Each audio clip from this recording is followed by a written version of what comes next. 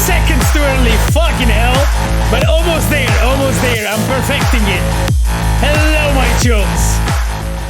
How are you all doing? Yes? It was good, I'm glad. Goosebumps. That is the idea. Oh my god, the lighting. Yes, I mean, I'm always trying to compose, you know, my scene in a way that you guys, you know, will like it.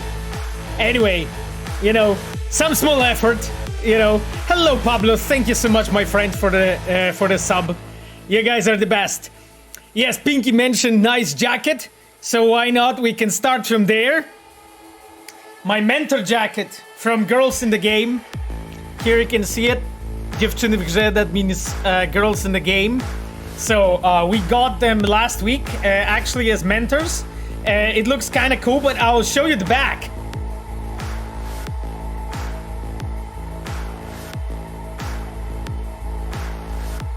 That is the logo of Girls in the Game, basically the one holding gamepad. Pretty fucking cool. I am glad that we got it. Like, for the first year of actually mentoring, we didn't have anything like this. And I'm glad that, you know, this time around we actually did. So yes, I'm a proud mentor. My mentee Zuzia is doing well. We already had a few meetings, you know, when we were going over like her storytelling efforts. So it's awesome. I'm really glad to be part of this project. Papucho looking good, Pablo. Thank you so much, Papucho. I appreciate. Wow. The Nightbot just a moment ago, like, was trying to hold the icon with like the hearts as bullying. That is very interesting.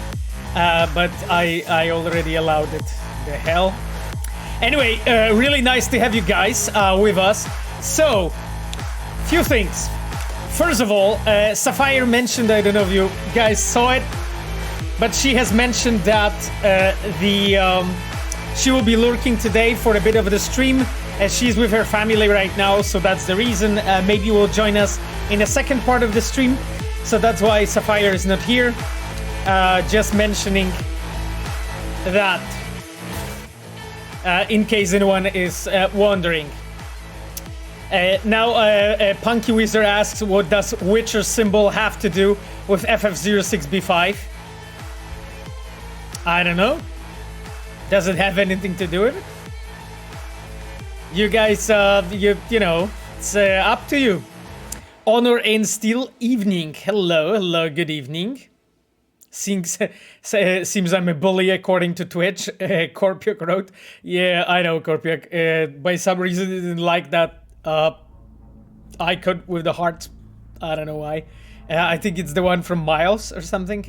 Not sure, to be honest. It should be totally fine. I don't know why it's considered bullying, but I already allowed it.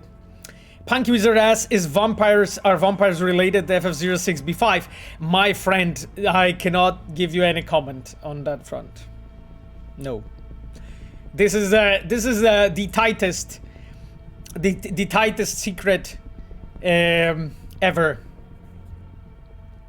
Is this real life or cyberpunk? Chivok asks. This is Chivok in augmented reality. You know, it's the AR you know, vision with the guy, random guy from with internet connection. Hey, here you go. Is King Candy wrote, I just got the SteelSeries headphones you're wearing. I feel so cool. I mean, King Candy, you were cool without the headset too. Just saying. But this is a pretty decent headset. I agree. I quite like it, to be honest. So, hello, Agniste. Nice to have you with us, my friend. Will we be able to give jewelry to V's partner in the future? A legendary AKB asks. I mean, not something that I had on my card, on my bingo card, but well. Asha Swelke, Asha wrote, I have returned after many requests. Asha, great to have you with us. Jesus Christ. Like, literally chat was on the edge of disarray without you. Honestly. absolute fucking crisis. So I'm so glad, Asha, you're with us. You know, that's great. That's great. Have you watched the relatively new 2-hour video essay about Cyberpunk? Ibex Strike asks. I mean, to be honest, Ibex, I watched. I didn't read them. I watched most of the Cyberpunk essays, to be completely honest with you, my friend. So I actually don't know if this is the one that, if I watched the one that you're referring to.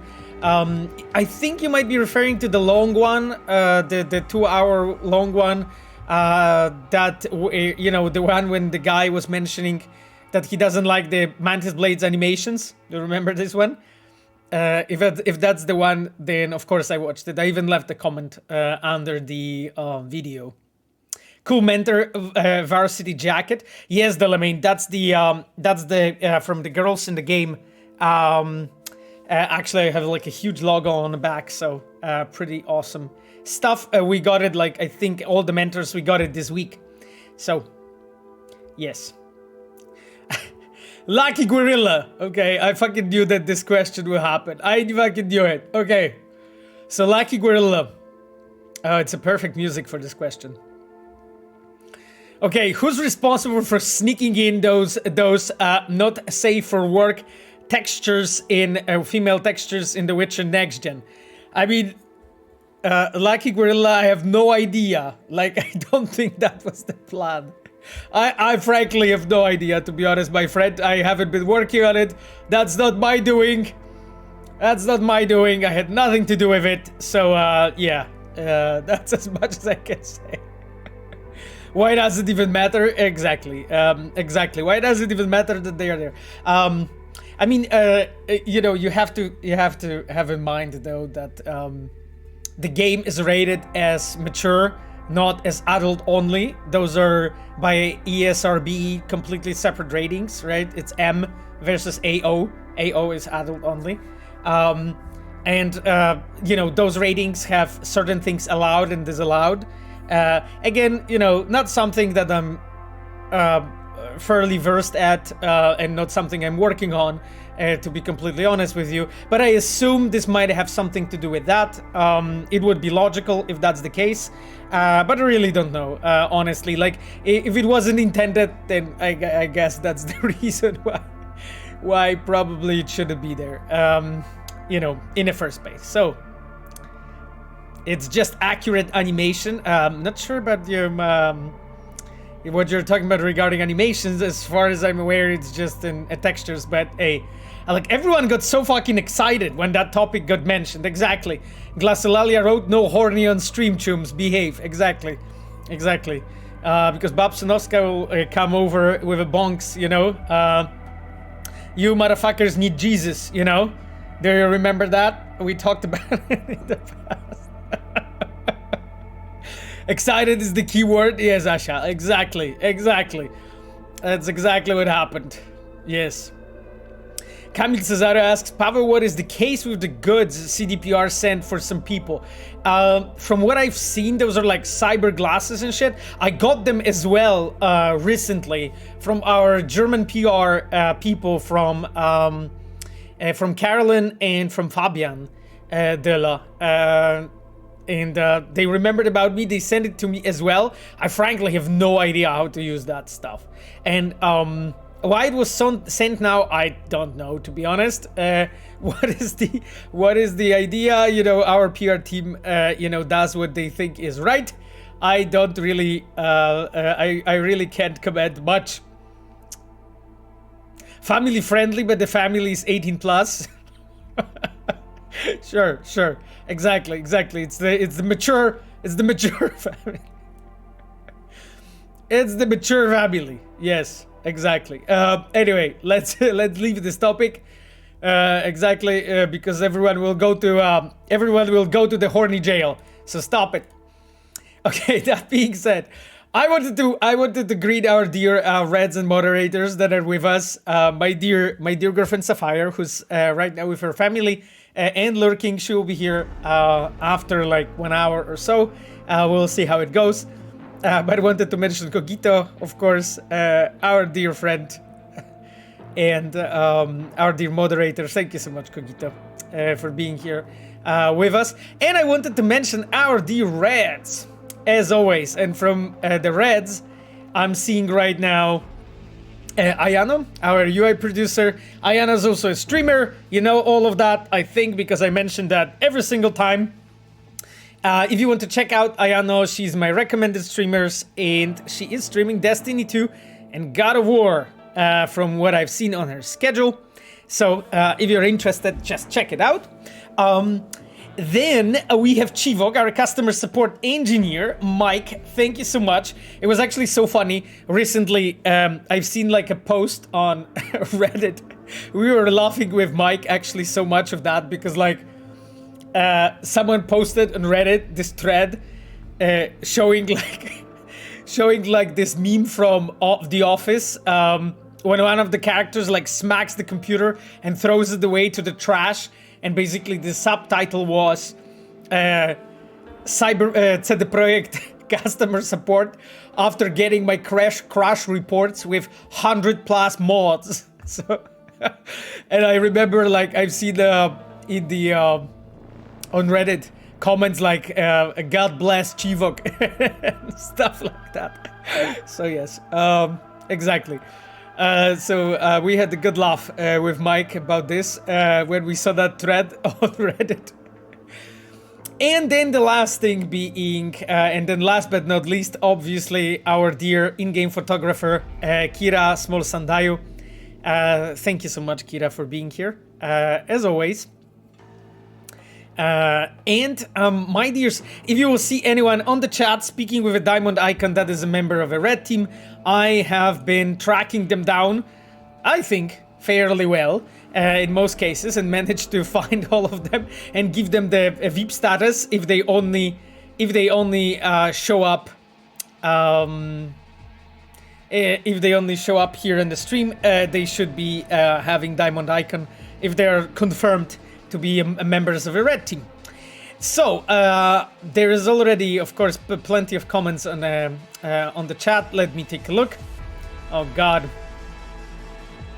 If we don't see Morgan Blackhand in the next DLC, we'll see him in the Cyberpunk sequel? Escorting asks.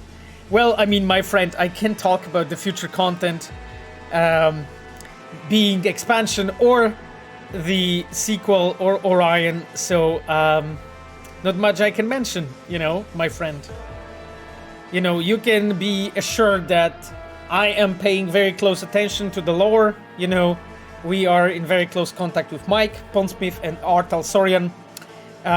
So, you know, whatever happens will be always consulted with Artal Sorian, and we'll just make sure that the Cyberpunk IP as a whole is actually really healthy and is growing well, you know.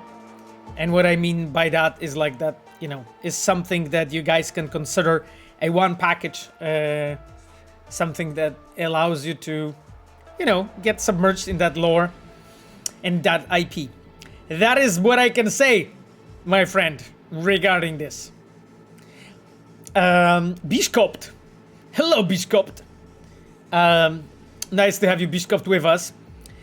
Will there be any continuation of the romantic relationship between V and Judy or V and Panam in the new Cyberpunk expansion? My friend, I'm seeing that you're biased. You're biased. Why are you not asking if there will be any continuation between V and Kerry or V and River? You know, what is this bias? What is this bias? Tell me, Mr. Bishkopt. Like, right away. No worries, Bishkopt, I'm just laughing. My friend, as I mentioned, Jesus, as I already mentioned, I cannot speak about the future content, but thank you for your comment, you know? I just wanted to point out the bias. The bias. Anyway, you know, Kerry's my man. That's why I wanted to point it out. Anyway, Adam Shuda. Hello, Adam. Great to have you with us. Have a good stream. Thank you. Can I ask, did you saw new Harry Potter video game Hogwarts Legacy? I saw, I didn't play it yet. And if so, did something interest you from dev standpoint? Like the graphic fidelity or the amount of detail in the world? Best wishes. I mean, I had too little experience with the game to be completely frank, so I am not yet completely sure. As far as I'm aware, Hogwarts Legacy is built on Unreal 4, so I'm actually curious what they have done on the streaming side of things. I've seen that Hogwarts Legacy, I think it has a...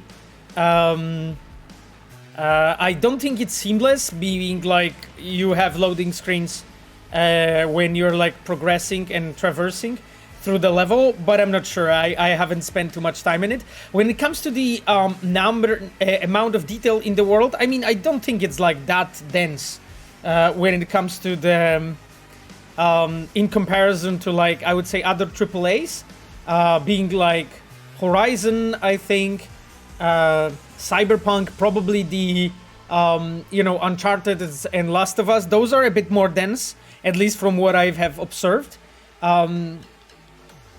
Yeah, I would say Horizon, Uncharted, Last of Us, Cyberpunk, they are much denser than Hogwarts is, from what I've seen. But again, it's not that I have like a ton of time with the game, so can't really say anything more, my dears. Ravenclaw gang, okay. Yeah, I mean, Sapphire asked me what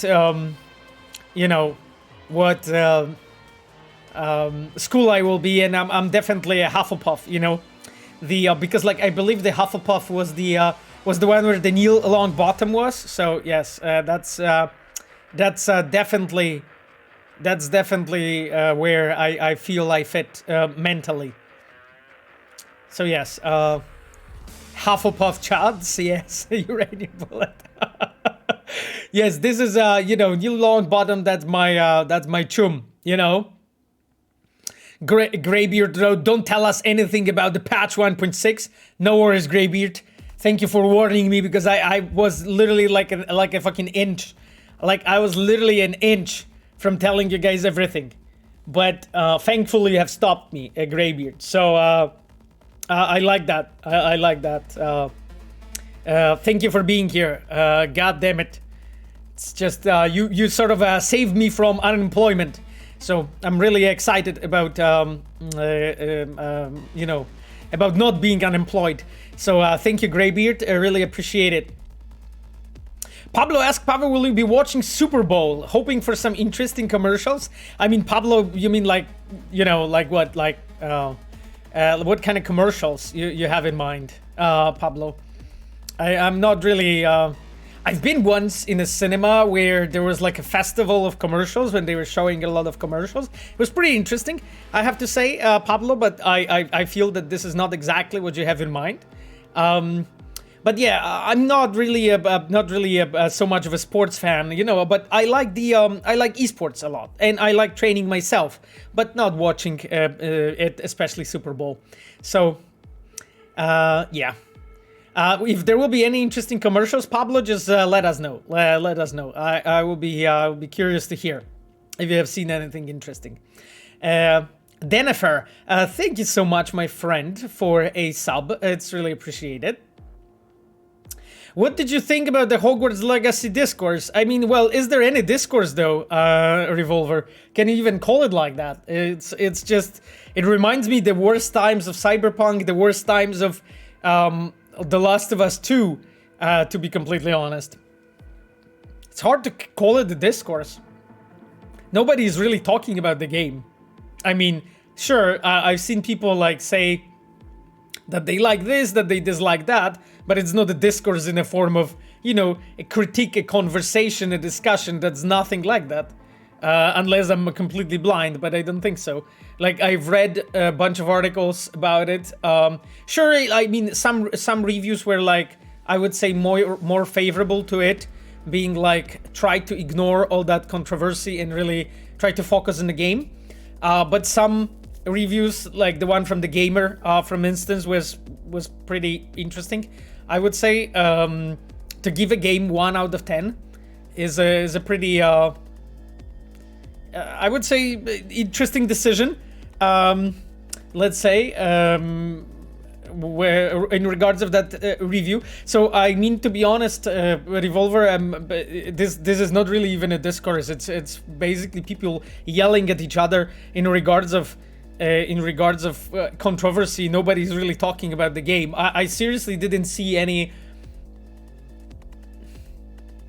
Well, I didn't see, but again, maybe it is there, but I didn't see any like an actual critique of the game being like speaking about an actual content outside of just few reviews that I've seen. But again, they didn't get much into detail, right? Like it was more like rather like an overview and an opinion rather than a critique. Especially on the stuff that would interest me the most, which is like story and the lore and the dialogues and the characters and the quests / missions, the whole narrative layer. I didn't see much regarding this. Here and there something, but that's really like wildly. The Wire gave 1 out of 10. Okay, I thought it was the Gamer, but I think the Gamer also did give it like quite low of a score. But again, you know, like didn't see enough of it to really be able to say like it's just again, you know, I think it will again take few months, you know, when the heads cool down before the game gets sort of reviewed, opinionated, critiqued in a proper manner, being like an actual conversation about you know, regarding what the game is.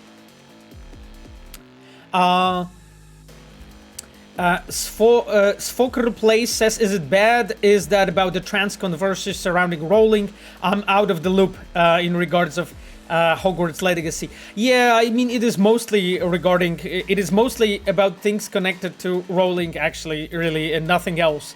Because the game is really trying to be inclusive.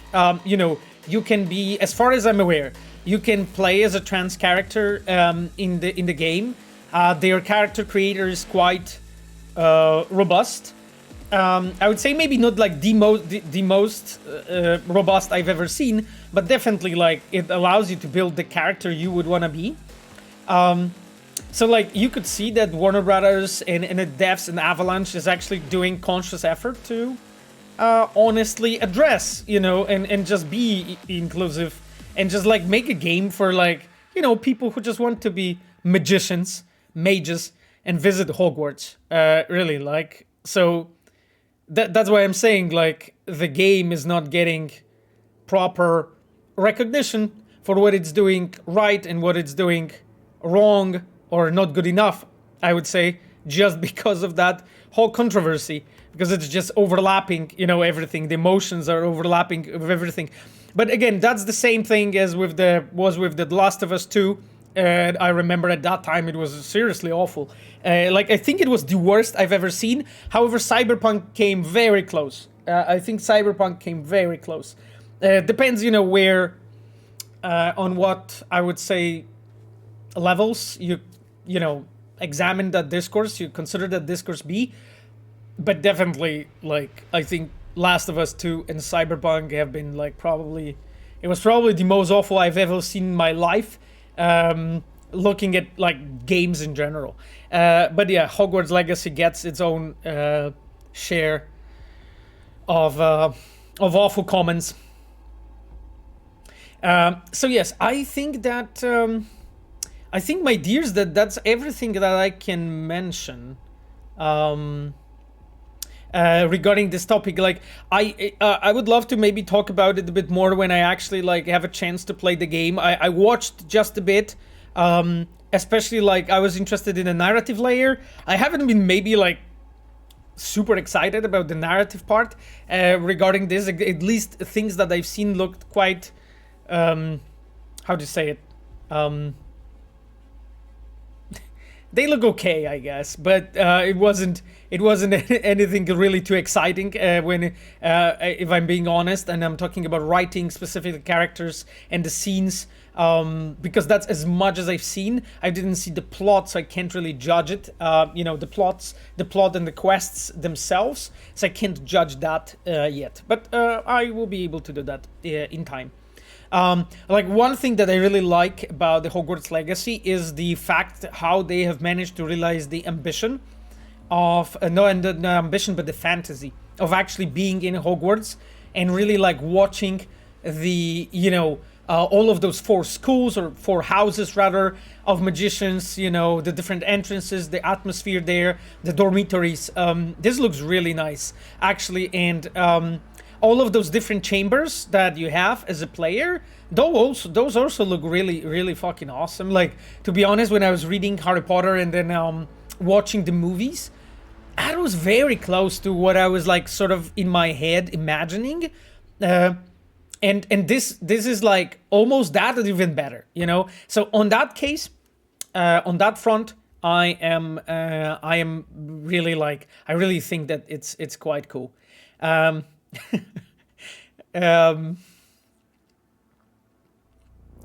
God, I see there's so many comments. There's a question, music disappeared. No, music didn't disappear. It's just quiet. Yeah, I see that you guys hear music.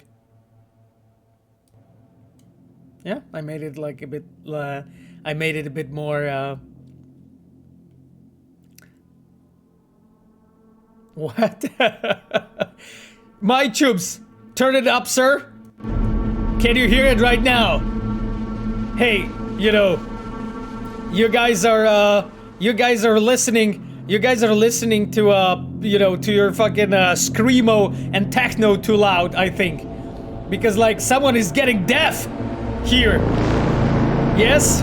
Is this fine now? did you get it? Anyway, I feel that yeah, I feel that maybe, you know, a visit with a you know, laryngologist would be nice, you know, the ear doctor. I think that would be something, because I literally can see that you guys, you know, I have this fancy like bars on UI showing me that you guys are hearing the music. Dev being Dev, Penguin Gamer wrote, sure, sure, 100%. I adore loud music. Okay. Guadalupe Slow said can't hear nothing still. All right, you guys are such a trolls. Seriously. Camille Cesaro asked, are you more Harry Potter, Star Wars, or Lord of the Rings? Oh God. I think like probably Lord of the Rings would be first from those 3, and then Star Wars, then Harry Potter. But it's hard to say, you know. There were like periods in my life when I really liked Harry, when I was much younger, when the books were published, because I was reading them as soon as they were out on the market. So, but I think like the Lord of the Rings is probably that left the biggest impression on me. LotR is the GOAT. What's your favorite Witcher book? Oh God. I think the first one. I mean, the short stories are probably like, when it comes to like the actual like, I would say narrative craft, I think the short stories are the best. But then probably the first one, the first book from the saga is the best one. For me, I would say so. Yes, perfect orders, Mosandayo said. Oh, thank you. Gabriel Morales says, I wish I could play the DLC on my Xbox One. Oh, I feel you, my friend. I feel you. I can understand. Blood of Elves, Delphia asks. Yes, Blood of Elves. That's what I meant. Like, after short stories, of course.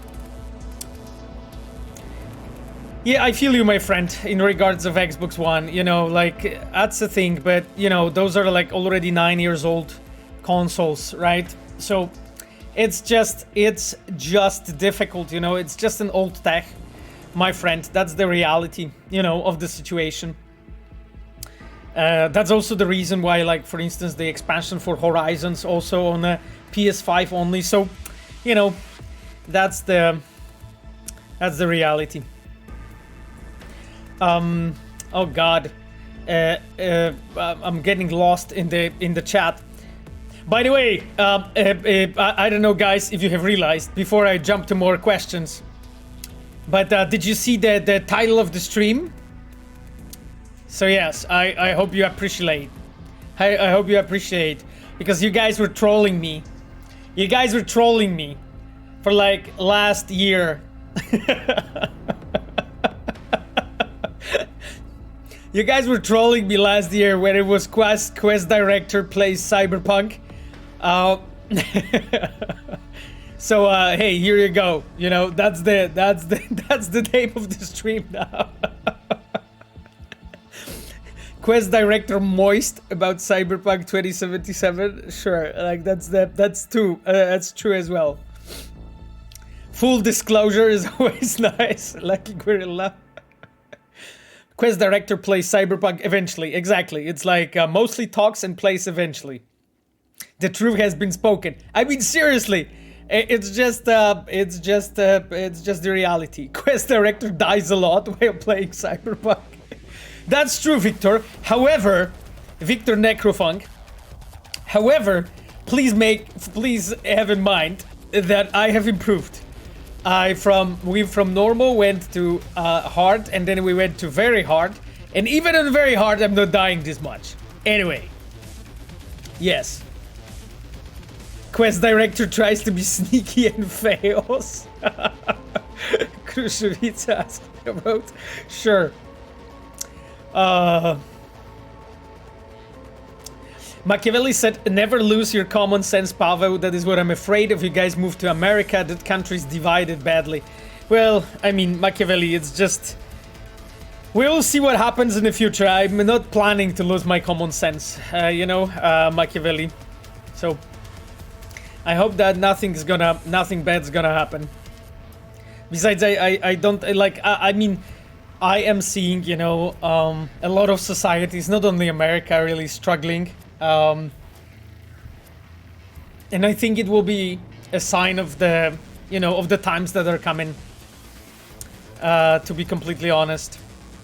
And we are going to, I think we are going to experience a lot of it in the future. You know, a lot of it will happen, like, in our lifetimes.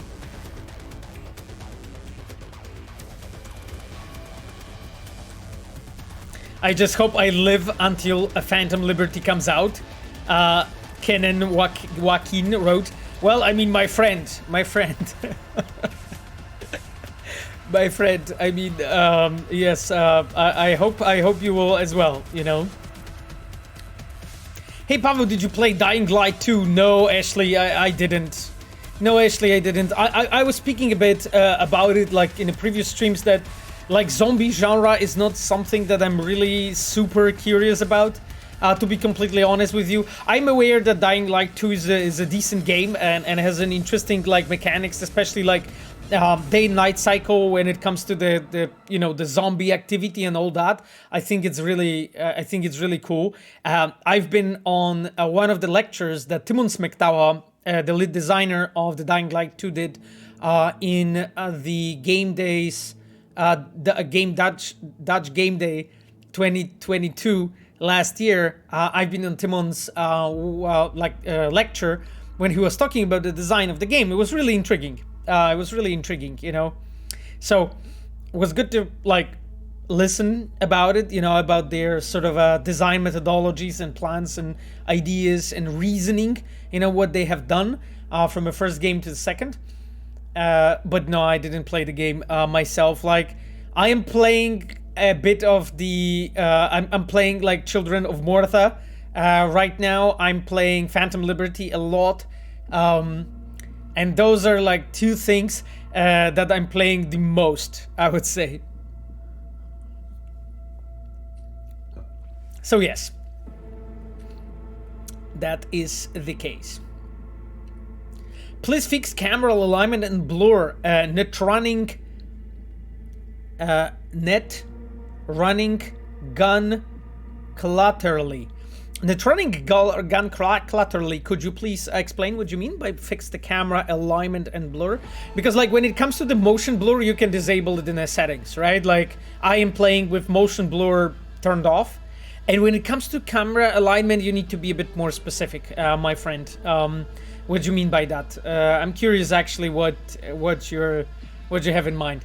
Stream Phantom Liberty, no like Guerilla wrote. I mean, that would be something, you know. Like I think like me streaming Phantom Liberty would be comparable to like, you know, sort of a Johnny going with a nuke for Arasaka Tower, you know. Like if I'm gonna be gone, then let's just go and disappear with a bang. You know what I mean?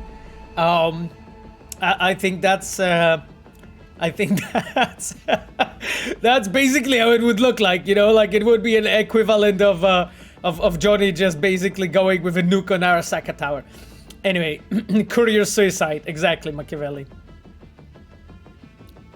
Yeah, when you want to resign with a bang. Yeah, I mean, yeah, sure.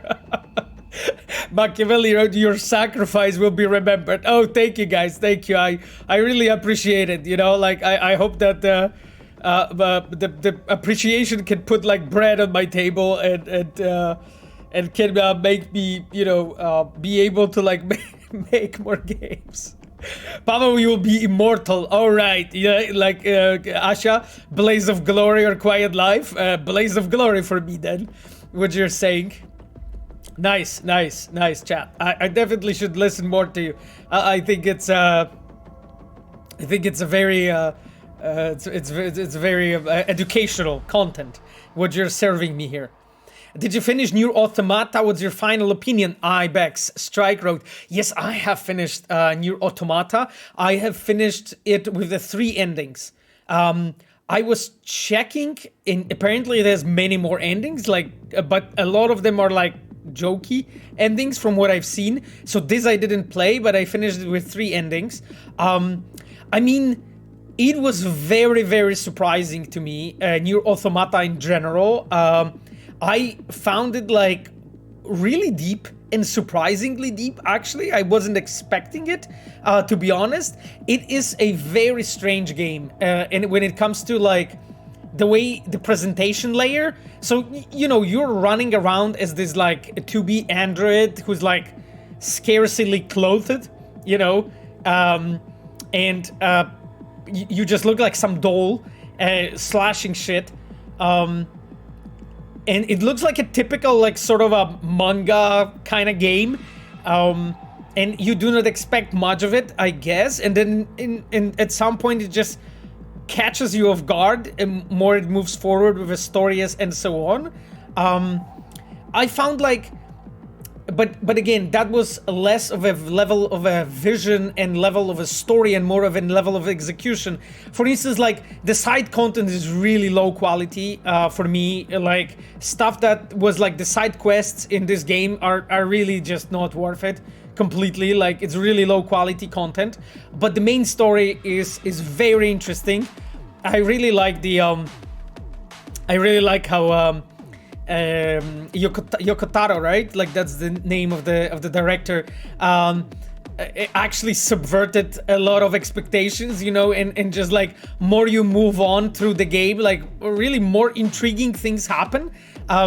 So I didn't expect a lot of it. Now I wasn't too happy when it comes to the writing, especially in the side content. It was very technical and mechanical. I wasn't too happy with the fact that just part of the game is just doesn't have a voiceover. And again, I know that, you know, I'm speaking from a perspective of AAA dev, and for me, the cinematic fidelity of the game, the looks of it, the characters, the dialogue, voice acting, this is all very important to make the story stick and work. So that part was kind of painful for me, to be completely honest with you. I couldn't completely immerse myself because of that factor. Also, like, when it comes to the scenes, they were quite scarcely animated, I would say, and very bare in places. However, that being said, I really, really like the vision and the ambition and in a way how brave the game is. Combat at first like threw me off. It was quite difficult to adjust, especially that before I was playing Hades, I think, was the game before. And again, I'm aware it's a completely different game, but Hades has a completely different like steering model. It's very snappy, it's very quick, it's very responsive. When it comes to NieR Automata, you need to learn it's like sort of a very specific rhythm of how the game is played out. And in moments like I was getting frustrated because it was just clunky. Like I'm not a fan of the camera movement really. It was just getting blocked. I couldn't see stuff. Like I am not a fan of the camera that I don't have control over, but it basically pans out and changes, and sometimes I see things from the top, sometimes from the side. I mean, it was just confusing me, and when it comes to the vision, it just didn't think that it's trying to tell me something. It was just a bit an obstruction for me. However, that being said, like overall, I really enjoyed combat, like especially the boss fights. They were fantastic. I'm a huge fan of a Devil May Cry series. I played all of them, including like the fourth one. Like there was a lot of Devil May Cry qualities, especially to the bosses. So this I appreciated a lot. Anyway, let's move on. I think we are getting too much into NieR Automata discussion, but overall, very fucking awesome game. I'm actually really looking forward to basically whatever is next. You know, what Yuktaro and his team is gonna be built. Paweł, did you get ending E? Oh, I'm not sure, Kazuliski. I'm not sure if I got the ending E. I got 3 of them, but was the E one of them? I'm not sure, to be honest. I got the one with the credits. That one I got for sure. I got the one with the fish. I got the one with 3 different characters that you can play. But I'm not sure which ending is the ending E, to be completely honest. Are you referring to the one with the save game ending? Because like in regards of in regards of this one, I don't think I got it. I read about it. Does CDPR have junior positions or internships? Yes. R4Yon. Yes, R4Yon, we do have it. And it's best if you could just take a look on our website. We have jobs, and take a look there. We regularly hire juniors and interns, and we train them. A lot of our best employees have been actually juniors and interns that we have basically sort of brought up and, you know, sort of, you know, got them to the point that they were able to become, you know, specialists, seniors, experts even. So that is always the case. Now, what's important when it comes to the junior positions or internships is like the fact that a lot of them are very much timing related. So in some moments when you are actually seeing us you know, hiring juniors or interns, that's the time when we really have space for some seniors or experts to take those kind of people and just train them, right? Like because like when intern or junior joins your team, in most cases that team gets weaker, not stronger. And the reason for it is because I need to take one of my best seniors or experts, or sometimes even like high-performing specialists, and ask them to train that person, and of course, you know, spend some time with that person myself. The leads have to do that. So because of that, the team is effectively weaker because they need to train someone who's doing the job. The team is not focused 100% of doing the game. Again, you know, in long term, it's a very good investment in people like this, but short term, it always impacts your sort of like performance of the team. You know, how much stuff the team can produce. That's why, you know, there are times when in the project when the internships and junior positions that there is more of them, and there are times in the projects when there is less of them, and that's it. Yes. Crucifix. Basha wrote, I discovered recently that in a certain Wineyard quest in Blood and Wine, the main characters are dubbed in Polish by Lidia Sadowa and Kamil Kula, and the author of a certain note is signed as V. Was this an intended Easter egg for Cyberpunk? And in 2016, you already knew who will be Polish voices of V. Basha, I am quite sure that we didn't know at that time. You know, Lidia Sadova and Kamil Kula, those are the actors, those are like amazing actors of in Poland who are actually cooperating with us for some time already. They've dubbed multiple different things for us. Therefore, in a way, it was a natural thing maybe to reach out to them. But again, I am not one of the people who's doing the castings for, especially for Polish version, so I can't tell completely how it was. I don't think at that time that decision was made in any way, you know. Maybe it was somewhere in the discussions, but I don't think so. I don't think that the decision was taken. At that time, that would have been really early. Kruszwitz. So yes, I hope I answered your question. Oh god. There's like so many topics. There's like so many topics on the... There's so many topics on the stream, like intertwined with each other. Paweł Saska, how was the event? You mean like which event? Out Chase, because I'm not sure what event you're referring to, my friend. Did you fight credits? Topielec said. No, I don't. Wait, did I? Oh god, I'm not sure right now. Did I watch it or did I do it? I think I did it. I think Topielec, I was, because there is this moment when the credits are flying and you're supposed to shoot it and stuff. I've seen that, so like I think I did. I think I've done it. Topielec, I'm quite sure. We are referring here to NieR Automata.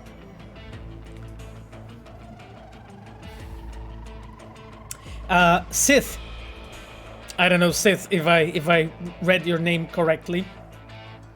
I know you may have already answered something like this, but with quests and storyline building, how much psychology, if all of it, shapes them? Oh, my friend, there's a ton of psychology in game development in general, especially in storytelling and in narrative. You know, like we do very, very often discuss in depth, I would say, the psychology of our characters, because the characters are like one of the most important elements of your story. You know, your characters are like your biggest weapons, your sharpest sword, you know, your most deadly gun. That is your character, and everything really revolves around the character. I think that I'm a huge believer that character is more important than the plot itself. It's good when the plot is good, but I think like if you have even a shit plot and have well constructed characters, those characters will shine through and they will carry the story, you know, for you. Therefore, we pay a lot of attention to actually how the characters are constructed, what we are actually doing with the characters, how they are acting, you know, from like day to day, what they are doing, what they are saying, you know, how they are reacting, and so on. So this is a really, really important factor, I would say, in constructing the story in general. And psychology here is absolutely crucial. Like we have numerous psychologists in the company, so people who are psychologists by education, when they're working on it, like for instance me, I'm a development psychologist and I also finished journalism. So I have those two master degrees. It's really helpful actually. But like few other of my designers, they also have done the psychology. So this is useful. This is very, very, very useful, my friend, when it comes to like character construction and so on. So yes. Oh, GDC Paweł is in San Francisco. Outchase, GDC is in March, and we are at the beginning of February, my friend. Right? Today is 12th of February, and GDC is from 20th to 24th of March 2023, my friend. So that's month and a half ahead still. Okay? So I still don't know how that event will be because, you know, I will be there only in the future. I think it will be cool. I was there last year. So last year it was awesome. It was the first GDC after after pandemic. So the there was way less attendees than normally. But also, I quite like the fact that there was still enough people, and it was quite sad though that some of the lecturers were only online, so it didn't feel equally as good as having someone in real life, being there, being able to chat with them, catch them, ask questions and so on. However, there was a lot of it too. It's not that everyone was online in any way. There were some people that were online, in some sessions that they've been to, even great sessions, were online. But I have to say that the sessions that have been absolutely the best were the one that happened in real life. Specifically things from Obsidian, things from Naughty Dog, things from Diablo Resurrection, Diablo 2 Resurrection, things from Horizon, and I think things from CD Projekt. Those were my... Oh, and things from Psychonauts too, so Double Fine. I think those were my favorite sessions, but I've been in a lot of them. I've been literally from early morning every day till very end of the day, sitting there with my laptop and just taking notes. Just taking notes of every fucking session, what I can learn, from the other devs in the industry. It was awesome, to be honest. There was so many specific things, and I was blown away by some of the sessions. It was very, very cool. Very, very cool. It was also great to meet some of the friends, or maybe not even friends, but people I know and admire, and just talking to them. For instance, the Guerilla team. I have the pleasure to meet Matthias, of course. From the head of Guerilla Studio. But I also met lots of different people, like Aaron, their lead character artist. And Blake, their principal quest designer, and Jeff, their expert quest designer, and a bunch of other people, actually from Guerilla, where we had conversations about the projects and so on. So that was great. I have to admit, it's very, very useful actually to get there. But I think probably the most geeky talk that I've been to was the one from Vinicius Games, it's called. It's the outsourced team that was doing Diablo 2 Resurrections. Fucking amazing talks. Seriously. Such great talks with the way how they were deconstructing basically the Diablo 2, trying to figure out how the things work so that they could remaster them, and how much engineering and thought went into it. In figuring things out. That was so cool. Such a creative way of approaching those topics. For instance, isometric camera, right? Recreating that camera and how it worked. I don't know. I love that. So that was very awesome. Pablo says, Pavo, do you think that the work on EP1 takes so long? Is it intentional, or is it the result of some problems with the game?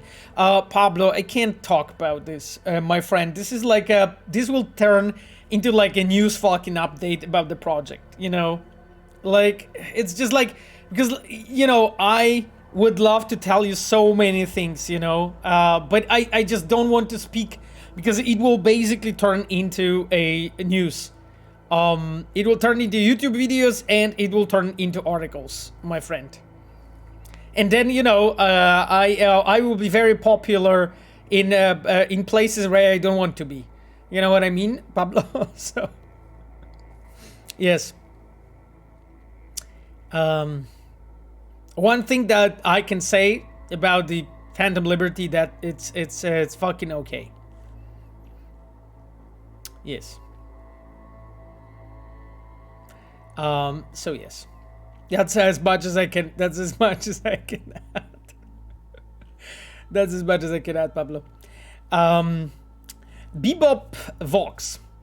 My game has been stuck in what I can only call peaceful mode. No idea if this has to do with FF0 Spikes B5 after a 100% run and doing all 6 endings in order.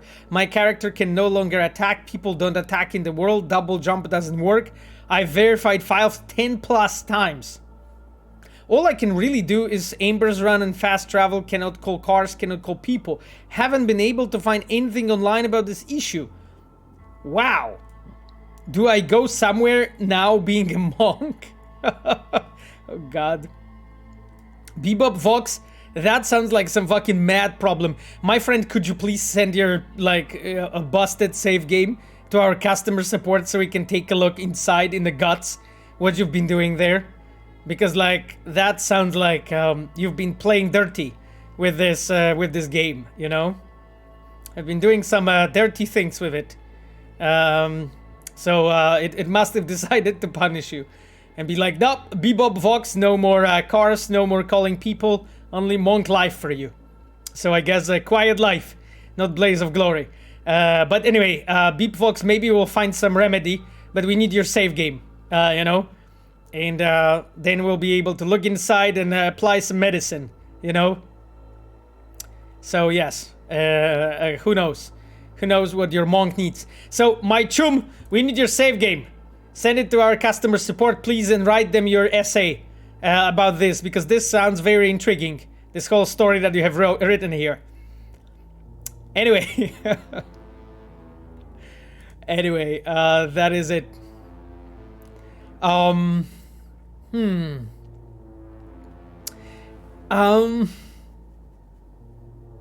Uranium Bullet said, or they could have rolled the original plans of the second expansion into Phantom Liberty. I'll wait longer for that. And Pablo responds, in my opinion, the chances of that are minimal. My chums, I am very pleased to see your conversation, and I will leave it at that. Have you ever met Kojima? Sarit says, yes, I did. I did meet Mr. Kojima when he visited the project. I actually talked with him a few times. We were discussing things regarding the Cyberpunk when it was being made. I have shown Mr. Kojima our toolset, because our toolset is built with a very similar thought in mind. That is also a base of a toolset that a Guerilla is using, and that's the same toolset, so the Sima engine that Kojima, that Mr. Kojima is using. So of course, you know, there is a lot of I would say common threads in that, and that's why Mr. Kojima was interested in how the game looks like internally. There were even, I think I even shared online on my Twitter long time ago some pictures that we have done when we were like together by my PC, and you know, I was showing Mr. Kojima how things look like on our side. So it was nice. It was nice to get to meet him. Hideo was there also together with all his crew. I get to meet them. There was like maybe 10 to 15 people total. They were like his top engineers, top producers, and so on. So overall, like a really, really interesting crew. They were actually really eager to learn and see how we are doing things. And just take a look in our things. So it was awesome to actually see him travel and arrive to Poland and to our place. So that was great. Hi Pavo, I have a question. One on my physical map of Night City, Norfolk is so much bigger than one in the game. It's such a cool location. XD Johnny, I actually don't know. What physical map of Night City you're using, my friend? Have you been in 2077, got the map and went back in time? Or something? Not really sure, my friend, what physical map you're referring to. So, yes, hard to say. Askelad says, the DLC is updating great, question mark. I don't know, Askelad, is it? I think it's okay.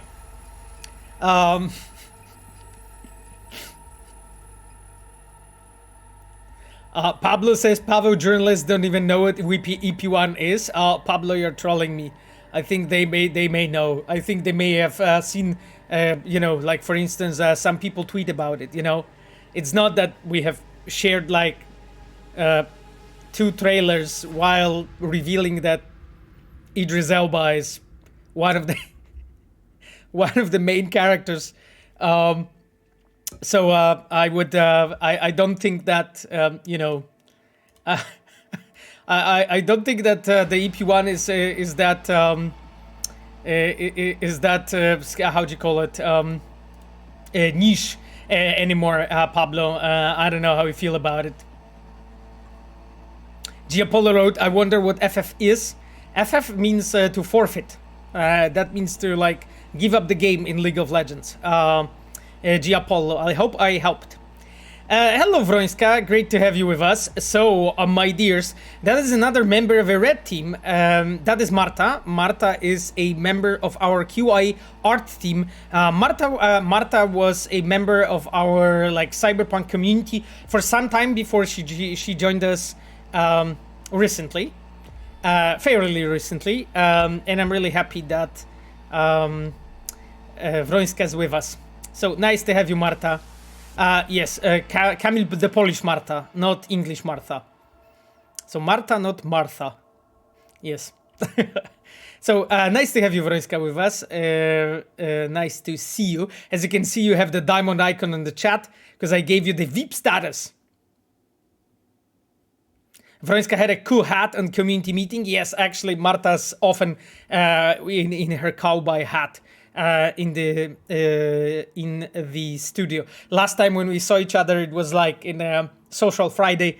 So Marta also had her hat on. Yes. Science fiction person asks, do you have it to the project people who worked at Guerilla or Techland?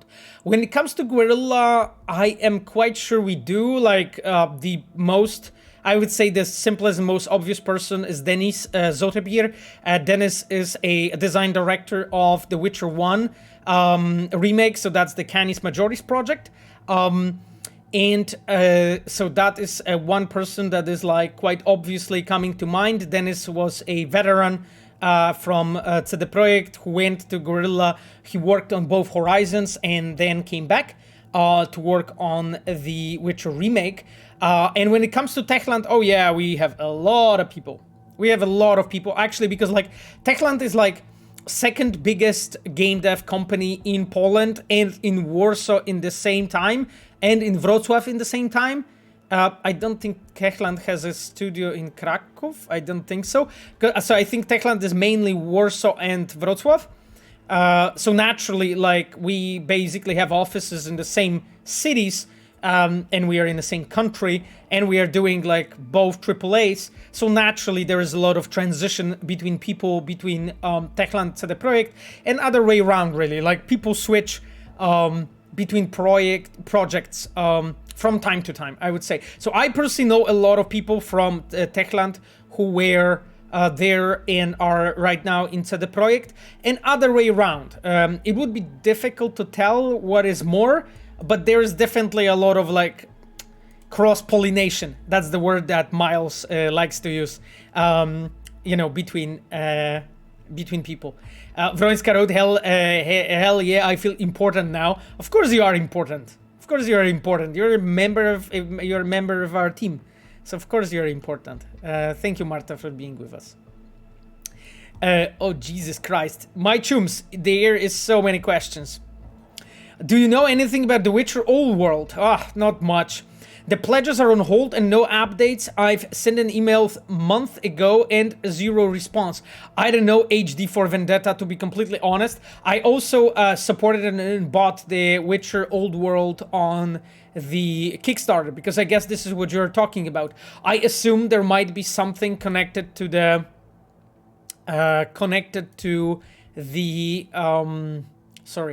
to the fact that, you know, like, we were living through pandemic, and pandemic is mostly over, at least in most countries, but not everywhere. You know, there's resurgence of cases here and there, so this always makes the, you know, supply chains more complex. But also there is a war in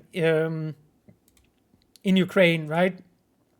that also doesn't help and does not make things easier for anything really, like when it comes to like production and so on.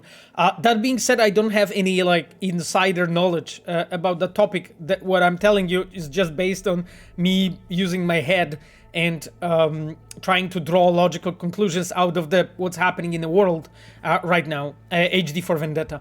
What I can tell you is that I'm waiting for it as well. My friend, I assume that there will be an update, as soon as we know something.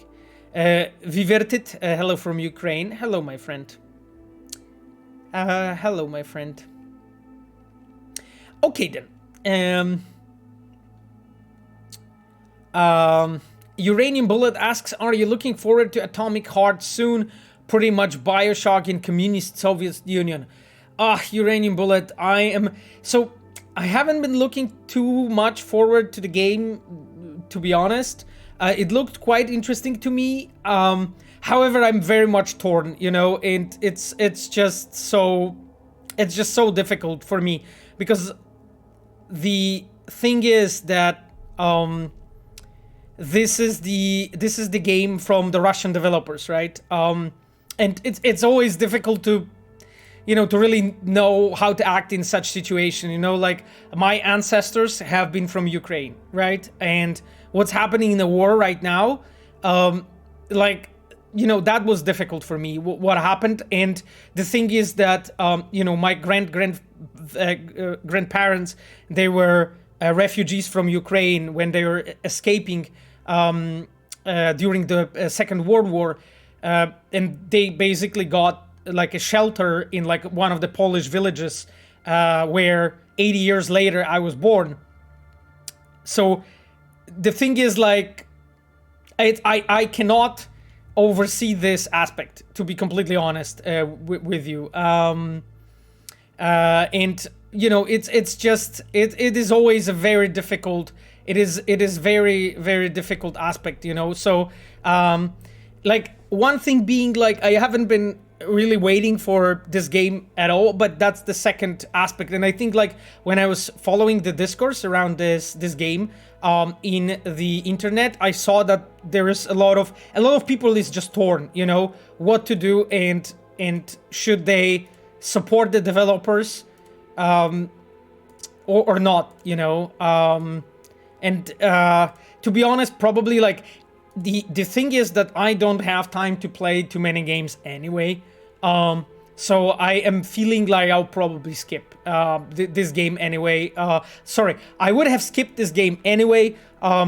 So that is what's going to probably happen. Not going to pay too much attention to it in general. Even just completely, let's say, ignoring other aspects connected to that. Like, I just simply don't have time to play, as many games as I would want. Like, Elden Ring is still fucking waiting for me to play it. And, I'm a big fan of Soul-like games. I'm really a big fan of the From Software in general and this developer. And I didn't have time to play that game, so I cannot imagine, like, playing something that I haven't been looking forward that much into while I still don't have time to do that. So yeah, that is just a bit of context when it comes to this.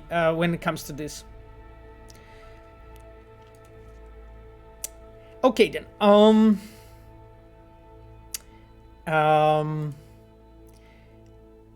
Yeah, such a depressing situation overall, Navarro wrote. Yeah, I mean, my friend, I am completely aware of it. Yeah, people said no, all Russians support the war. Of course.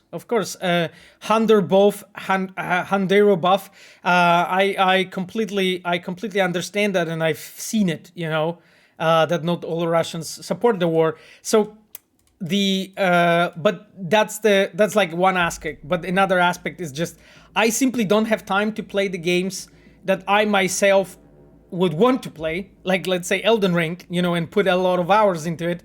let alone the game that I haven't been looking that much forward to. So that's basically the my answer. Okay then. By the way, you guys asked me. You guys asked me about the if I have seen the video from Klocuch actually last time regarding the Cyberpunk. Yes, I've seen the video from Klocuch. Very I would say insightful material, intriguing. I would say, but let's leave it at that. I left him a comment under the video just to praise his efforts. So a very impactful and insightful piece, I would say. So just for those who are curious if I have followed up on what I said, I went in and watched the material from Klocuch. So yes, that's the yes. Kartola Gamer 07 said, I'm getting crazy with FF06B5. Should I take a break, Pavel? Well, I mean, it's your call, my friend. It's literally your call. If you should be if you should be taking a break from it or not. Okay, not going to say anything more. Your case. Your case.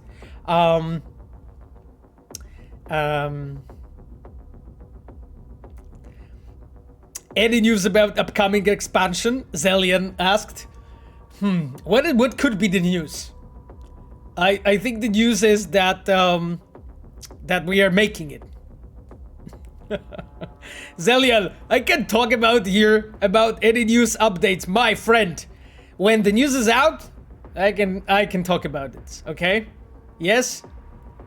Final trailer when? TV Achrog asks, I don't know anything about this. Nothing.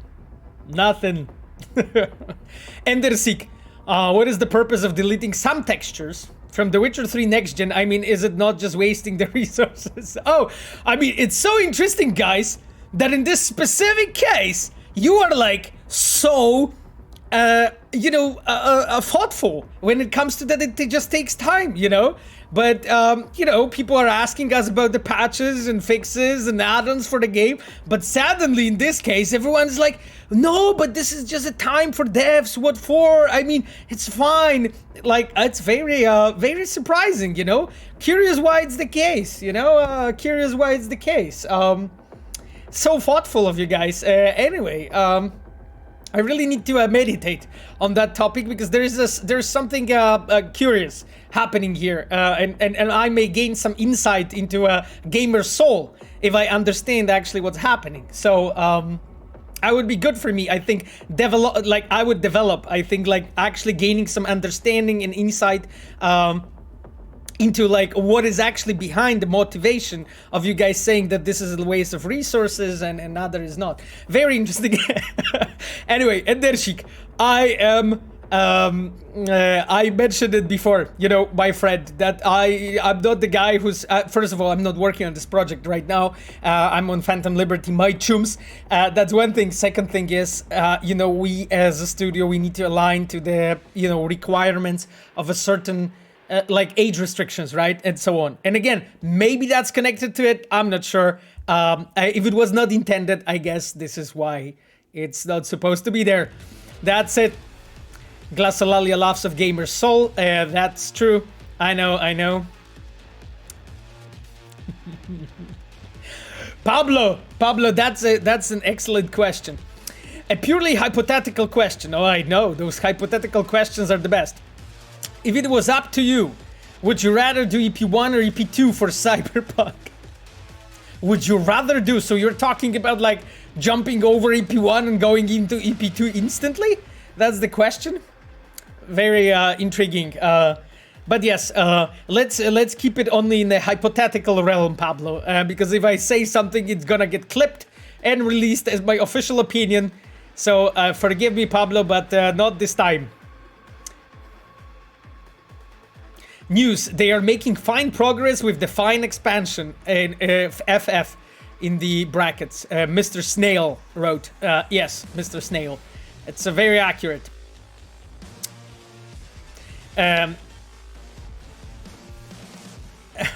Pedro Lopez asks, is today the day you will take me under your wing as your personal intern? Pedro Lopez, I am taking people under the wing only in case when they went through official hiring, my friend. So, if you're interested in that, check if we have any intern or junior positions opened and send us your CV. That is, my friend, probably the best advice I can give you. Okay? Yes? I hope so. I hope that's clear. Time for the NDA is the answer message. Excellent. Detroit Became Human wrote, did you know, Pavo, that The Last of Us Part 2 was originally going to be open world? No, I didn't know. What's your thoughts on this? Do you believe it would have worked? Well, I mean, Detroit, like, we could see actually in the game already a lot of resemblance of the open world elements in the game, and you can really clearly tell that they were like flirting with that concept. Even like their previous game, I don't know if you played it, Uncharted 4.5, the one with these two females as the leading characters, Nadia and another one, I forgot. But there was also an aspect of that when you're supposed to, like, on open like fields, visit those three towers, and you could do it in any way, any order, and the comments were like played correctly, and the chats and everything. So in a way, they've been flirting with that sort of a design for some time already, but they haven't been. So they were trying it out. Now, if it worked in The Last of Us 2, I don't think so. I don't think so. I don't think so. Like, you could feel that some parts of The Last of Us Part 2 are bloated, and some parts just feel that they were supposed to be like a complete side content. They feel like a side quest, basically. They have very little to do with the main story in general, and you're like wondering why it's even in the game. And there is this, for instance, like an example, there's this moment when you find out those two kids and you just run to get like a medicine or a help for this one kid, and you just go through like those levels with like hundreds of enemies, kill all of them, and then go back. Jesus Christ. So it really felt like some kind of like FedEx type of a quest, inside the not well designed open world. So I don't think it really worked that well. Like, I think they would have designed their game like an open world, while it seems that there was just a lot of habit of like making it very structured the way they normally did. Therefore, it didn't really work that well. I mean, like, I was tired when I finished The Last of Us Part 2.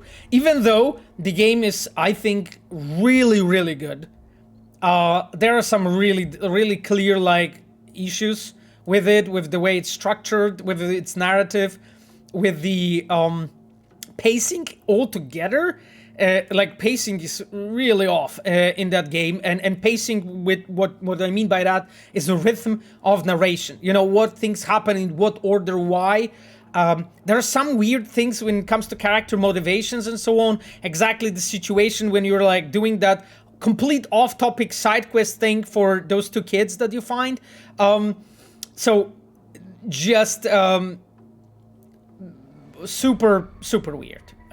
Anyway, like, I think, like, overall, the game shows that because, like, what I think what happened, and again, this is a bit of a theory crafting. I don't have any, well, okay, I know some people that work there, but I've never talked with them about this, so this comes from me theory crafting rather than some insider knowledge.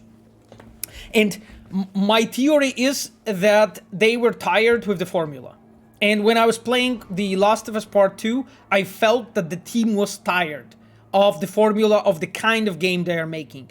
It felt that they were really tired already, that they tried so many different things, that they've done it, they've done the 4 Uncharted, 5 specifically, and then they've done 2 Last of Us, and then they did the remake, remaster, or whatever. It just looked like they had enough. and they were looking for something else to just add on to their formula and sort of iterate on it, innovate on it. And you could see it in Last of Us 2, that those were attempts to innovate in like four different ways, you know, in flirting with the open world formula, then trying to make it slightly non-linear. You know, I'm talking about now the previous Uncharted where you could do the things in different order. But it didn't really work out that well. Like, I think it was sadly to the detriment of the game itself at the end. But I can understand from where they are coming from. You know, that's why I think it's so important when you as a studio, when you are actually developing, hiring more people, growing, that there is a moment when you sort of, you have a period when you work on a given IP, you build something, and then there is a moment when you actually switch. And you go to different IP, you go to the different type of game, and you build something there, get new skills, try something completely different, because otherwise you're getting artistically exhausted. And those things are just becoming bare and uninspired in a way. And you could feel like, at least me as a fan of Naughty Dog games, which is that I played all of them outside of Uncharted 1 and 2. Outside of that, I played all of their games. I'm not talking about the Jack and Dexter and so on, because those were not my kind of games. But like after that, like I played everything. No, I didn't play Uncharted 2. Yes, so I played everything from Uncharted 3 till now, and you could feel that they are tired. You know, it's been like, what, 15, 20 years almost of making this kind of games. You know, there is a moment when you as a creator, you just need something different, you know, to just sort of refresh your, like, artist, you know, cleanse your palette, you know, to be like, okay, something slightly different finally. So I think this is really crucial and important. BC Scorpio 702, thank you so much for the prime, my friend. Science fiction person asks, what do you think about the new Rebel Wolf studio? Is it true that people who made Thronebreaker are working there now? It was one of my favorite games of all time, science fiction person asks. From Thronebreaker, I think that there is the Kuba Shamawek is the one who was working on the story from Thronebreaker, and he is right now in Rebel Wolves. But aside of that, I don't think anyone else actually is. I think only Kuba is the case, because there are some other people who are like, who were in the CD Projekt Red during, let's say, Witcher 1 or Witcher 2, then they left, then they were in another studios, then they came back, and they're working now in Rebel Wolves, but I don't think they were working on Thronebreaker. Because the Thronebreaker was mostly a Gwent team, and that team is mostly still with us in working either on Gwent or on Cyberpunk, or on Polaris, so New Witcher project. So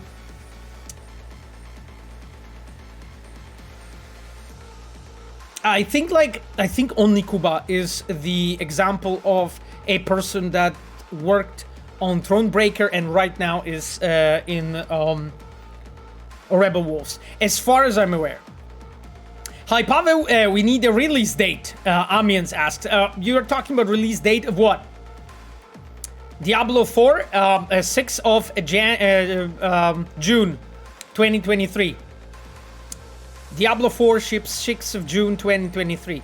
My friend, I hope it helps. You know, I can like throw those things from my memory. You know, no worries.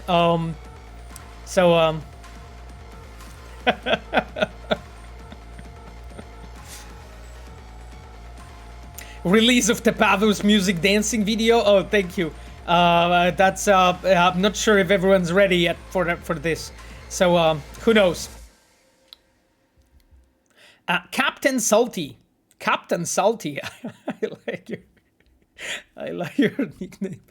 Do you prefer working open world tiles or more linear games? Well, I mean, my friend, so few things. Working on linear games is much simpler. that's the case. It's just really, really, really, really easy in comparison to open world games. What is the reason? Well, if you want if you really want to have the non-linear game, one of the ways to actually like control the pacing is remove all the non-linearity and make a linear game out of it. Therefore, just linear games, when you have a complete control over the pacing, over the narrative, and really everything, is just much simpler game to make, like in general, and that's the truth, because you can just focus so much better, so many less things that can happen.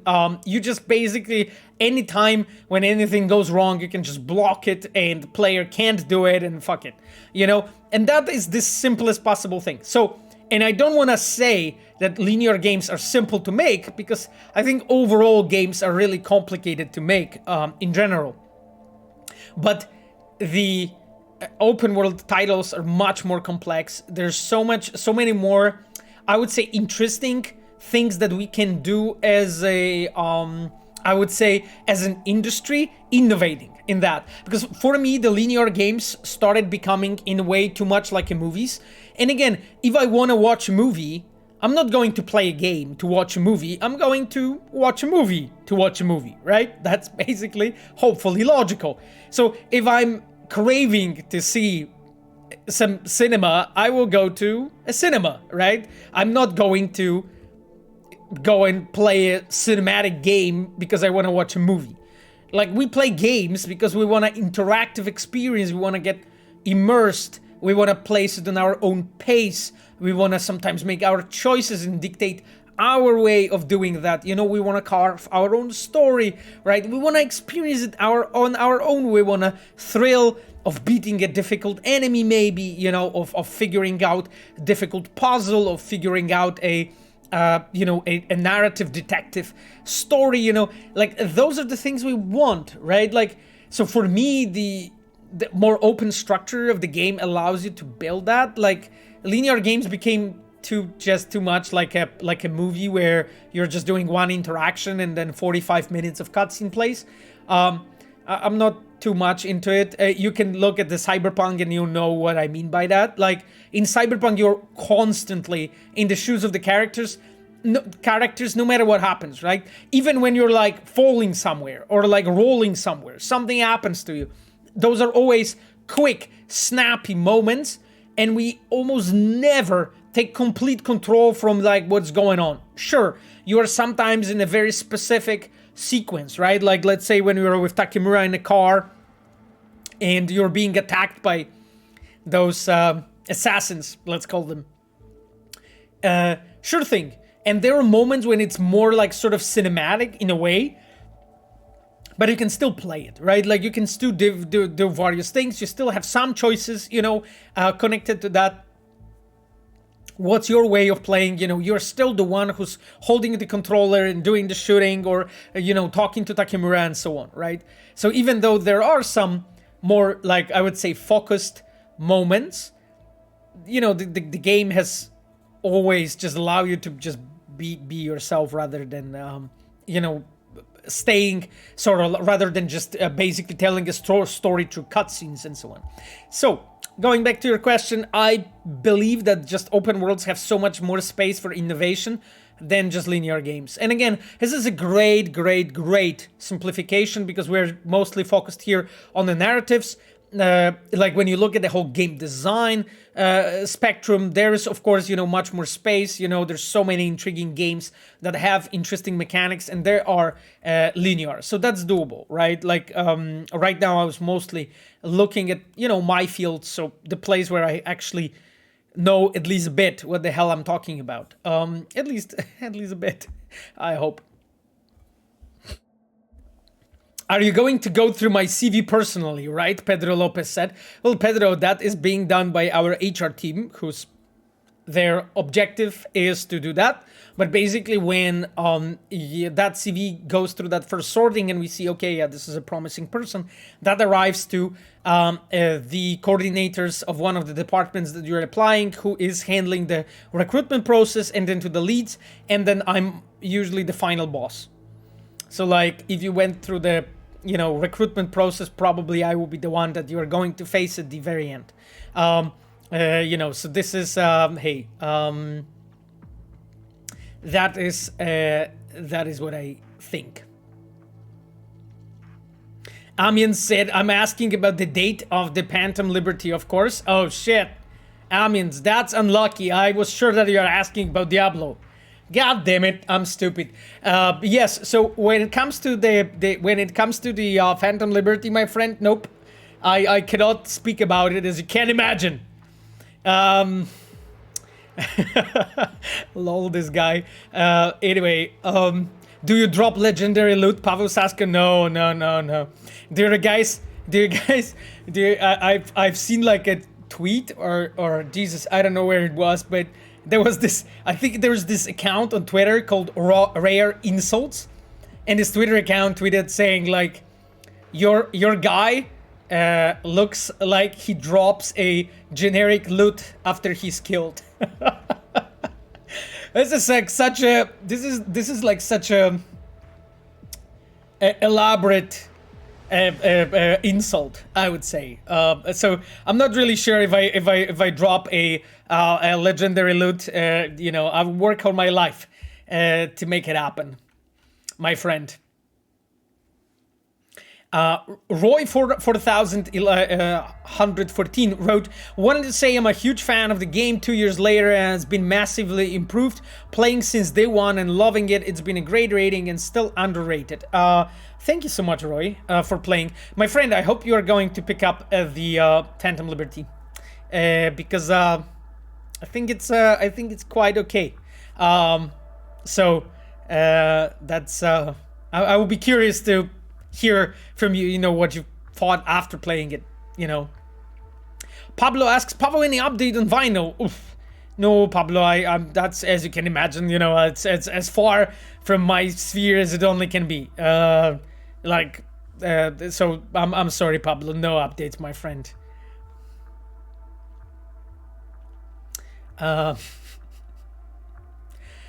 Super Duper Moo says, as a quest designer, you prefer creating more linear quest lines, such as the Arasaka Tower heist, which allows for more set pieces, or with more openness in mind, but less set pieces like the Maelstrom gang meet with the drone. So like it's interesting because the Maelstrom one, the pickup is actually mine. So I think that answers your question, my friend. I've been collaborating with a quest designer, Rafał Jankowski, on the heist, and helping with some things, specifically the brain section and the moment when you're like in Arasaka apartment. That's something I was implementing together with Rafał and helping him with the design, but it was mostly him on the heist. When it comes to the pickup, that was my quest. So the one that has a bit of different paths and so on. And what I try to like actually present you as a player with lots of different choices, basically on pretty much every step, and allow you to sort of switch paths. It's a pretty interesting, I would say, design methodology that I applied there. And it was partially an experiment, partially an ambition that I wanted to build there. I wanted to, like, in the structure of the prologue of the like very first sort of sections of the game, I wanted to, you as a player, really like see what are the options and possibilities.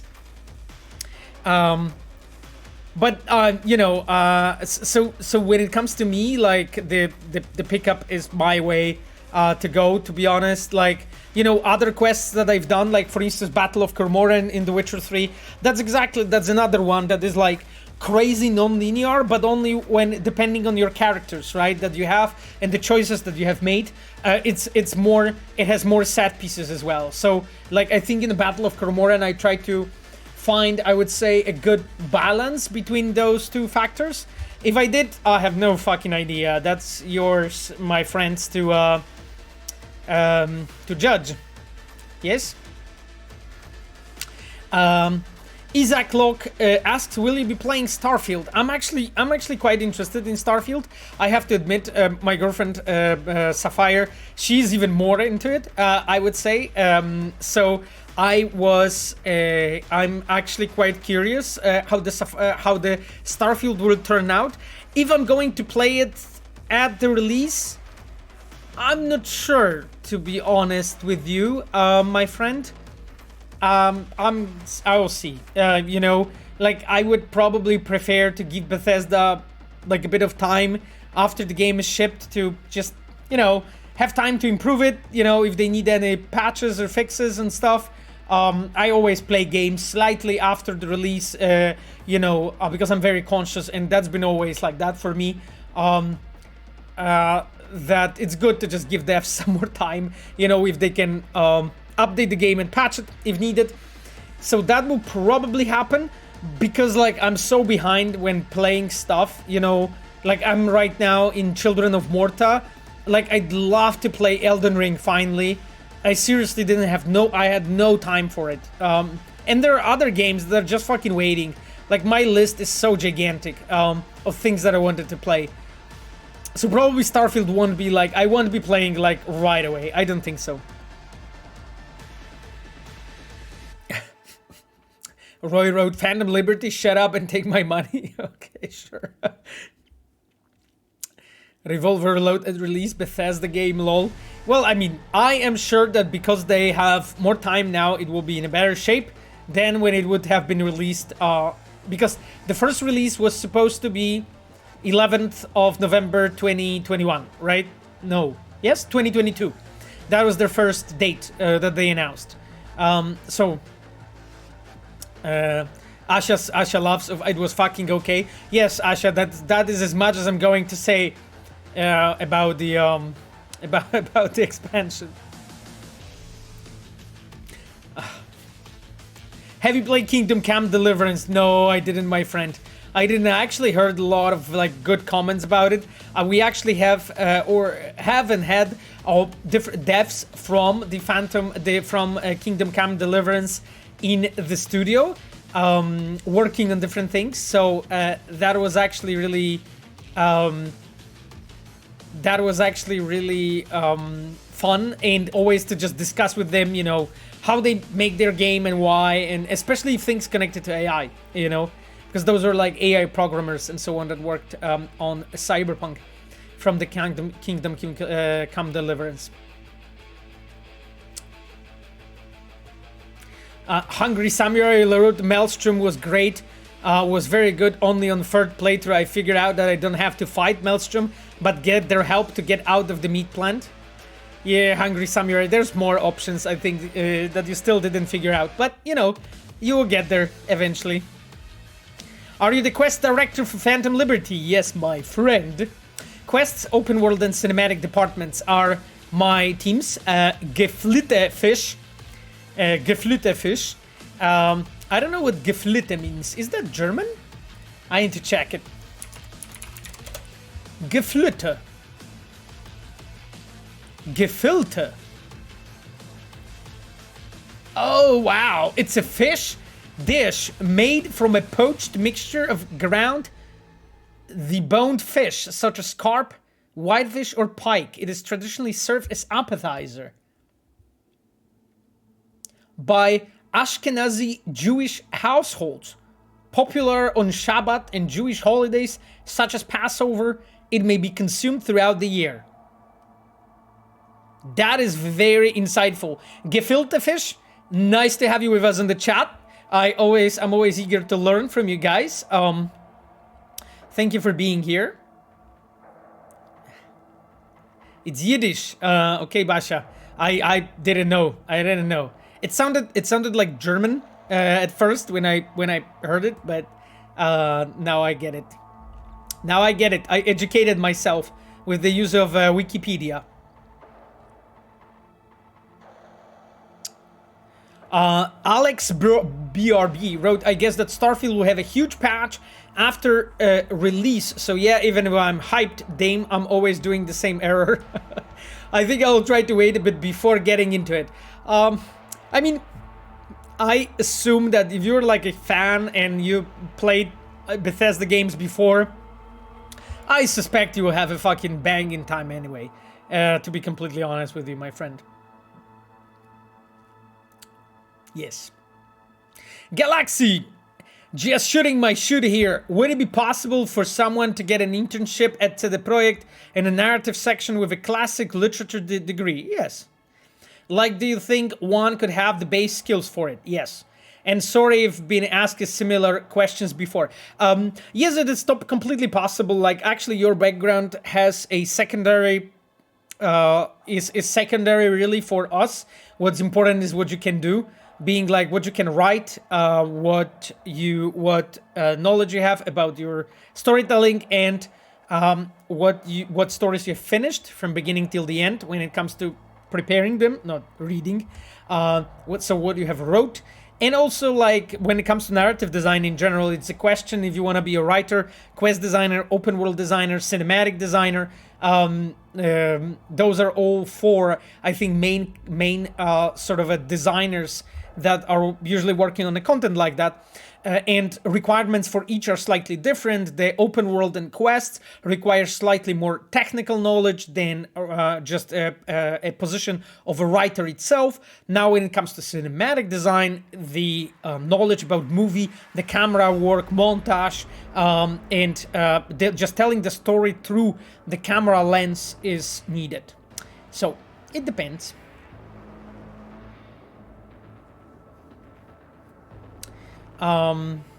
Yes, Wrońska wrote, although I'm not from narrative, but as far as I know, they do look at portfolios too. Exactly, we do look at narrative portfolios. Basically, whatever you have there, that is always good to have. Shraft2K, I knew it. That Shraft, you will ask. Do you ever have nightmares about slipping the answer FF06B5 on a stream? No. I never have. I literally sleep like a fucking baby. Like, I sleep like a rock. Like, knowing that you guys didn't solve it, I sleep like a baby. You know? I sleep so well. Honestly, like, it's funny, but I always say that I don't go to sleep when I'm tired. I'm going to sleep when I'm done. And whatever I have planned to do for the given day, I'm going to do it, and only then I'm going to sleep, which sometimes has the consequences of just me being so tired that, like, I literally fall asleep, before I reach my bed. Like, it was once so funny, Shraft, because, like, I have fallen asleep before I managed to set up my alarm clock. So right now I have a methodology of, I just speak to my phone and tell my phone, hey, set up an alarm. And basically my phone sets up an alarm while I'm walking to my bed. So, because, like, I'm worried that when I'm already in my bed, it might be too late. It might be fucking too late. So I need to do it, like, when I'm walking, because otherwise I'm fucking losing consciousness. Like, and it happened a few times that I seriously have been so tired that I just fallen asleep, like, as soon as, like, I smelled my bed. You know, I felt it. Like, there was, like, this cosmic radiation, of my bed being nearby. I fucking fallen asleep like a rock. And, just woke up in, like, middle of the day. And I was like, fuck! That was not the plan. So, yes. But that happens rarely. That happens very rarely to me. I'm, in general, quite disciplined, I would say. I'm quite disciplined. But I'm an absolute riot. You would have to ask my girlfriend. But yes, I'm an absolute riot when it comes to, like, my sleep schedule, all that stuff. But it's also because, like, in a way, because I can. Because, like, I sleep like a fucking rock, right? Like, so there's nothing I can do not to sleep. Like, if I'm tired, I go to sleep only when I'm tired. And, in a way when I want. So it's like whatever. Even when I fly to US and then fly back to Poland, I have also, like, not big of a jet lag. At least I feel I don't. Maybe I'm lying to myself, but I don't think I do, because I'm just like, so when I feel tired, I just wait until it's evening on the given time zone and I go to sleep. And yeah, Red Bull, no, I don't drink Red Bulls. I don't drink any coffee or any other, stimulants. So yes, rocks cannot sleep. Oh, thank you, Camille. That was insightful, my friend. Alex BRB wrote, but I'm also into the modding, that's great, and scripting internal mechanics, metagame, thin when playing something big, like a main Bethesda game, so I guess that if the game is too buggy, I will still enjoy studying its internal mechanics and break things here and there. Yeah, well, exactly. I mean, Alex BRB, if you enjoyed that stuff, I think Starfield's gonna be fantastic. Anyway. Pavel, not gonna lie, Pavel every day looks more and more like in-game boss main character vibe. Oh, Galaxy, thank you so much. I don't know exactly what you mean, but it sounds nice. So, I'm thankful.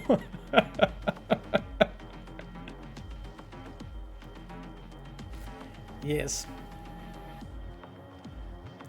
Yeah, Vroinska wrote, I'm not sure, because like they are discussing the portfolio topic. I wanna read it because I think it's a good comment. Says I'm not from HR. I did have previous experience in the industry before getting the job, but in this industry, having a portfolio is crucial in most areas. Even in marketing, I had to have a portfolio as a marketing artist. So yeah, here you go. Like I think like as a narrative designer, you also should have some kind of a portfolio. Alex Piotrkowski, Paweł, how do you know about Fausto Fawcett? Well, I mean, we talked about it, Alex, last time. I'm not sure, Alex, if you remember, but you asked me about it 2 months ago, and I answered that. So, unless you asked your question and you left the stream, then you need to check the YouTube recording. But yes, we were talking about it, my friend, and I remember your comment. So yes. Lack of sleep is still not deteriorating my brain. Navro says a nice little detail in The Witcher 3 is that when you complete a quest or are halfway through one, your quest log updates. It's great for immersion, but I have seen this only happen rarely in Cyberpunk. I know it's still, but like I said, helps with immersion. Interesting, Navarro. So this is one of the probably most underappreciated features from The Witcher, and we really thought that nobody cares. We literally thought that nobody cares about it, because that is like something that I almost never see commented on and never see appreciated. That's why, like in Cyberpunk, we have put much more emphasis into text messages with the characters, into shards in the game, into emails, into files on computers, into websites, you know? So far more different written materials that are inside the game rather than in the journal. Because the journal is some kind of like a meta level that is like an overlay in a way over the game. That's why, like, because it was completely underappreciated by the players, and nobody really even mostly spotted that it's done differently in Cyberpunk than was in The Witcher 3, and that was a conscious decision. Exactly because of that specific factor, alright? Like, most players don't see it, you know? And much more players see the shards, the websites, the emails, the files. Still, a lot of people don't read them, but those people who do actually appreciate the game much more. And I think the visibility of things like shards and emails and files and websites is much higher than actually those journal descriptions.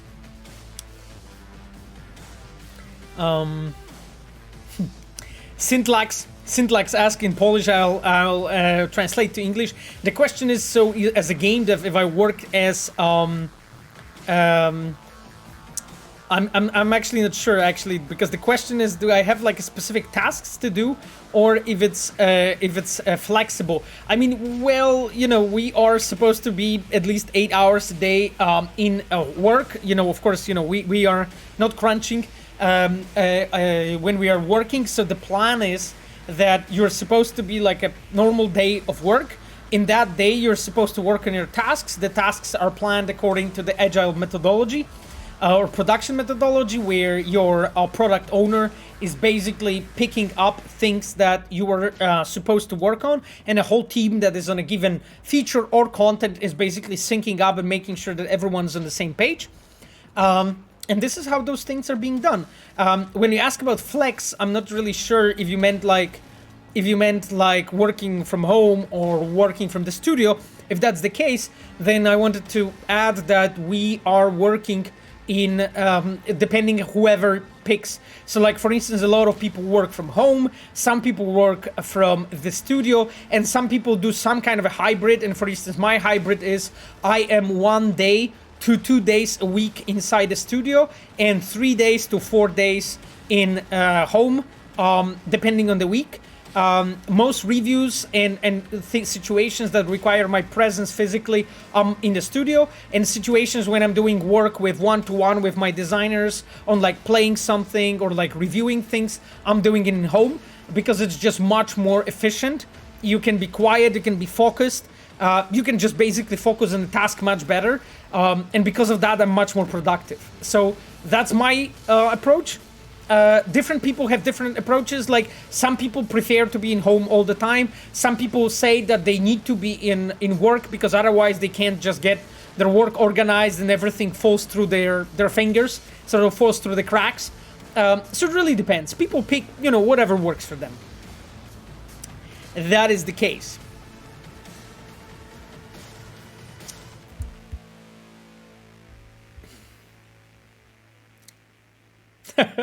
Alex Petrovsky said, I know you won't tell if Faust of Hauset is related to FF06B5, but I find it relevant that you remembered my question.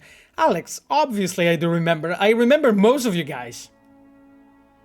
Kirkis wrote, Pavel, hi, it's been so long since I able to catch a stream. Kirkis, I remember you. Like, that's been like, what, almost a year since you were gone. So I'm really glad that you came over.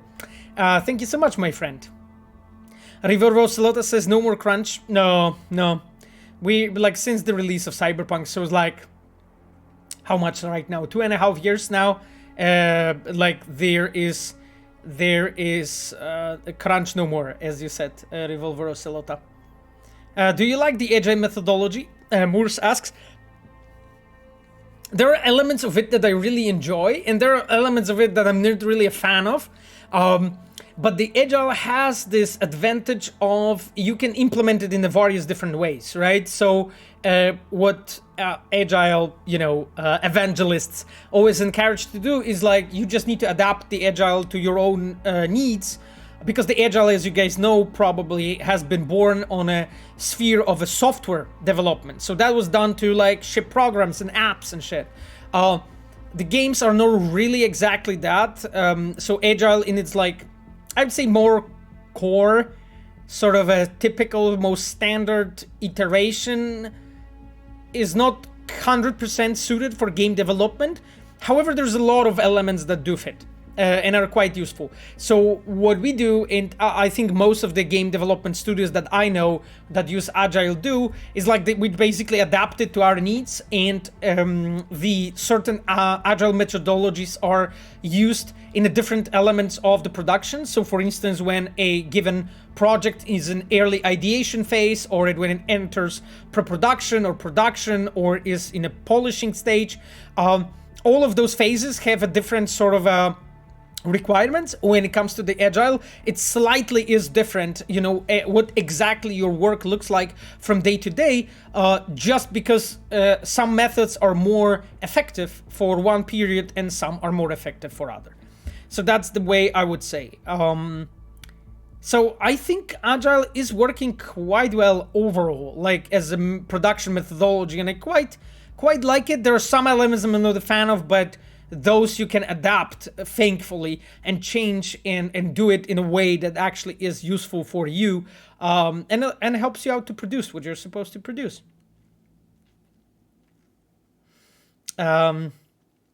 How's your CI/CD? Can you describe a title? Kushix, I have no idea what your question is, my friend. You need to be a bit more elaborate with what you're saying. I didn't understand. What's your favorite GTA? I didn't play much GTA 5 though, my friend. So, but I played all of them. Well, all of them. I played GTA 2, 3, 4. I played a bit of 5. And I played those in between, like the oh god, my memory is failing me right now. The Vice City, like the smaller ones. So Yeah, the Vice City, exactly. So I think like I played the most the Vice City and the fourth one. GTA 4 is great, I think, but it got me tired at the end. I mean, the main story was really dragging at the end, and I was just waiting for it to finish. To be honest, the pacing hasn't been too good, but I enjoyed it, like, overall. Like, I'm not really a big GTA guy. I find GTA...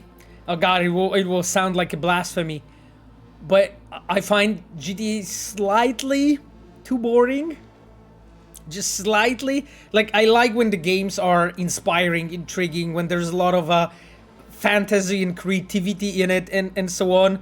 And kinda like GTA is trying to emulate the real world in a way, just its own, of course, version of a real world.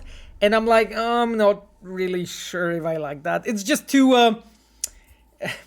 yeah, it's just too basic, I would say, on a creative level. On a creative level. And by creative, I mean, like, what the world is about, what the people are about, you know?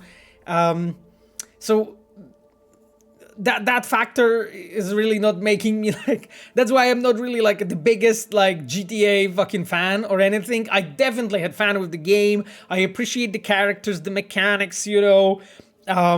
you know, things that the game does well. Like, I totally get it, and I see it, and I understand it, but it's just, yeah, it's just slightly too, it's just slightly too basic, I would say, for me. And I'm talking about creative level. Please have in mind. I'm not talking about mechanics, you know. Like, I find GTA like really wonderfully put together. This is a great, like, this is a great sort of piece of art and piece of technology, you know.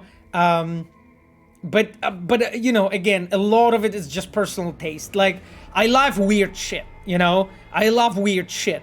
I love, you know, like, my favorite quests from Cyberpunk are like Sinnerman, you know, the Rivers investigation, you know, some things that I did, but I won't mention them. You know, so like, I like stuff that is just eye-opening, you know. I love Skippy, I love Brendan, I like Ozop, you know. I like shit that is just making you think, like Svederborg Riviera, I think it's called, you know, the one with the machine that sends you the inspirational quotes. I love stuff that is just slightly more edgy, is the word, I think. You know, zombie miscarried children in Witcher 3, you know, basically my birthling, in Bloody Baron, like, those are the things I like, right? Like, so, anyway.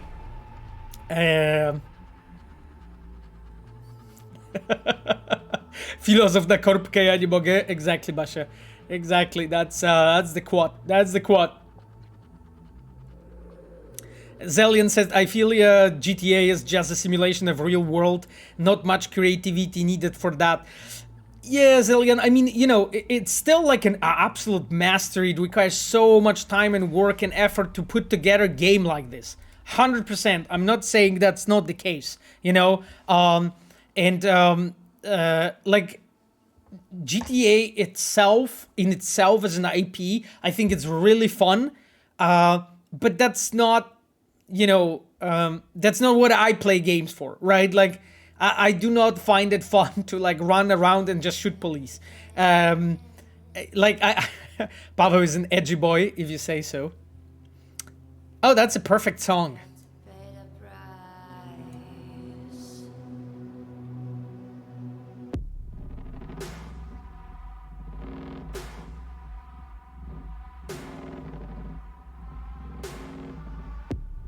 Yes, let's go. Let's go, my dears. Let's go, my dears. Yes. Yes. Płakuwa time, yes.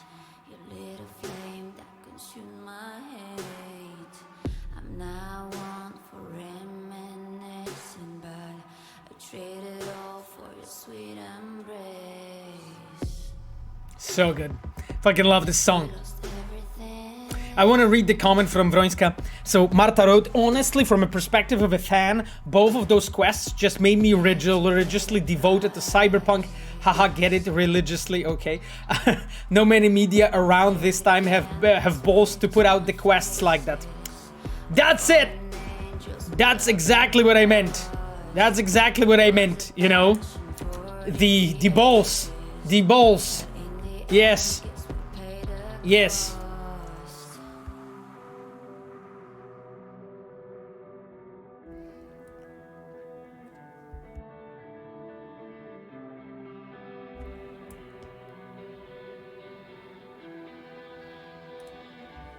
So good. I love it.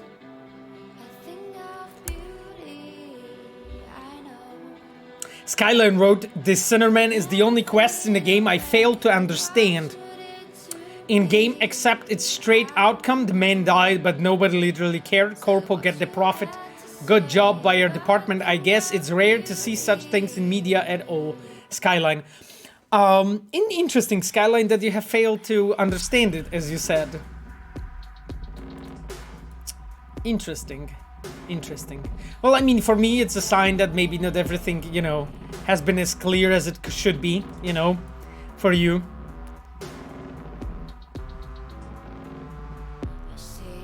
Interesting point, my friend. Okay then, my dears, how do you feel? How do you feel about playing some Cyberpunk? Because, like, I know that this is a quest designer mostly talks about Cyberpunk, but I think we should play, right? Should we?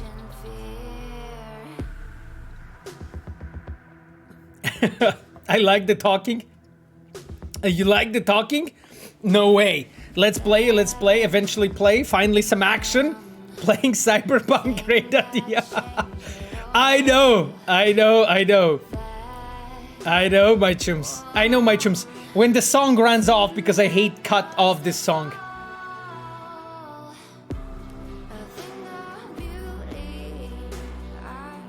So when the song runs out, then we're going to play.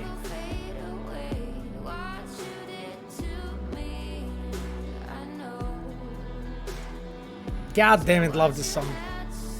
Anyway, we'll set up the game already, my friends, so that we can continue playing. Today we are playing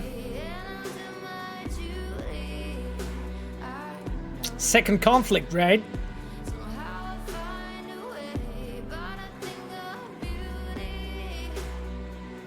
Yes. Afraid of waiting.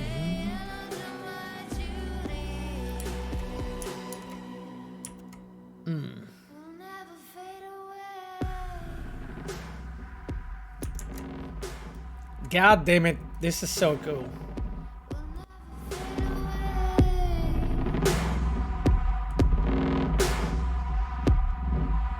Voiter wrote, recently I finished Cyberpunk, and this song goes perfectly with it.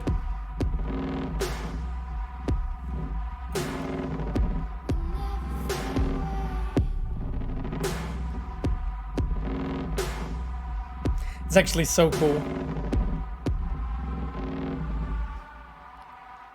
It's actually so cool that after the release of Cyberpunk, you know, and all the problems that were with the game and so on, you guys on social media have been using, you know, the never fade away thing as a thing to say, you know, to us as devs, that we should be, you know, regarding like, you know, regarding everything we are doing with the game, you know, I mean, fixing it, improving, you know, adding patches and new features and, you know, and so on. And, I really enjoyed that fact. It was so awesome. Actually, like this never fade away actually like has fit so well to this whole like narrative. It was of course, you know, it was of course completely accidental, right? Because that was not the intention, obviously. But it was awesome, to be completely honest, that you guys have felt like this and so on. Goth Salt says, when Cyberpunk was released, it was the only game I played until the release of Elden Ring. 700 hours, over 13 playthroughs. God damn it, my friend, that is fucking insane. Jesus Christ, that's you played a lot of this game, didn't you? Enter Totentanz. Why it's marked there? Oh, okay, now it's GPS corrected. Okay, perfecto. Let me actually look at the map. Do we have anything else on the way to Totentanz? We have the violence, but maybe we can do the violence in between other carry quests. So let's just continue, my chums, and we'll see. Good shit. Caution. Okay then. I failed an exam because I was playing too much. Default Daniels said. Holy shit. I'm sorry, my friend. That was not the intention. But I'd do it again. I hope you have no exams coming. You know, when Phantom Liberty ships. Because, yeah. I don't want to get you fucking expelled. God damn it. I don't want to get you expelled. Yep. Actually, when you guys drive motorcycle, like, do you like being closer to the character or like further? Because I quite like this camera, I think. Yeah, I think it's the second position of it. Because you're just slightly closer, not that like... Because this one... Oh, you drive only in first person? Oh, holy shit, I can't. I would just... No, I would just die. Like, I like being slightly closer to my character. Let's go. By the way, I never used fast travel in this playthrough session, you know? Like, that is probably the least used feature ever for me in this game. Like, using fast travel is so fucking weird for me in Cyberpunk. Like, there's so much pleasure in just like traveling through the city and like driving, honestly. Oh shit. Okay, I need to stick to the rules. Yeah, this position is good because it doesn't matter, I cannot drive anyway. Okay. Marta wrote that she cannot drive anyway. I mean, you know, Marta, like, look at me. I fucking got used to it. Look how perfectly I'm driving nowadays. No crashes, nothing, you know? Normally I was hitting everything on the way, and nowadays fucking perfection. Sort of, kind of. Oh god, this game looks so good. Fucking hell. Seriously. I feel like Obama, you know, giving the medal to Obama, you know, guys, sometimes when I say it, but Jesus Christ, this looks so good. Like, our art team, our teams and rendering teams and VFX and light teams are so fucking kick-ass good. God damn it. Adam Shooter would practice makes perfect. Yes, 100%, my friend. Exactly, exactly. I drive and controller swap when I'm driving. Oh, Jesus Christ. I mean, I'm driving on a keyboard and mouse right now. I used to use the controller for driving, but I couldn't use the Twitch studio in the same time. So I kind of switched completely to mouse and keyboard. And I have to say I'm glad I did, you know, because, like, it's quite enjoyable, actually. I'm not even sure if it's maybe not even... Wait, it's here, right? Yeah. I'm actually not sure if it's not more enjoyable, you know, to be honest with you, on mouse and keyboard right now, for me at least, than on controller. I should go here, right? Yeah. Where are we with the main story? What about the plot? Well, I think so. We are supposed to meet Hanako in Embers, my friend. This is where we are with the story. So, Nocturne, meet Hanako and Embers, then we are doing the Kerry Eurodyne's quest as of now. As you can see, my friend, we will be going to Totentanz. Hello. So yeah, that's the case. Then we have the second quest from Lizzy Weezy, or the second part, Violence. Then we still didn't do the... Oh yes, this is the base ISIS one, so that's actually the one that I'm doing.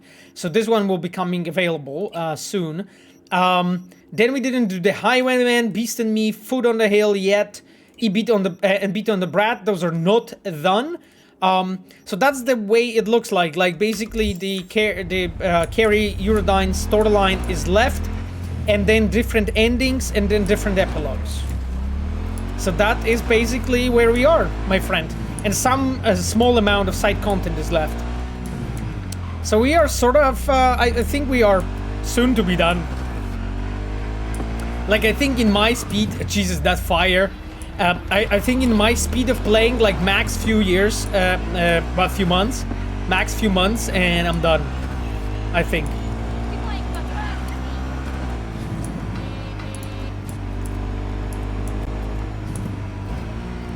So will Hanaka also be waiting for the DLC? I don't know. I'm not commenting anything in regards of the expansion.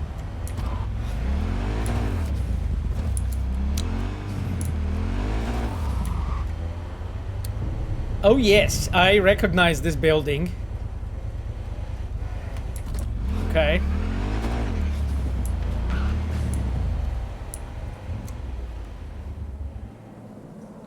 So, you guys ready to rumble?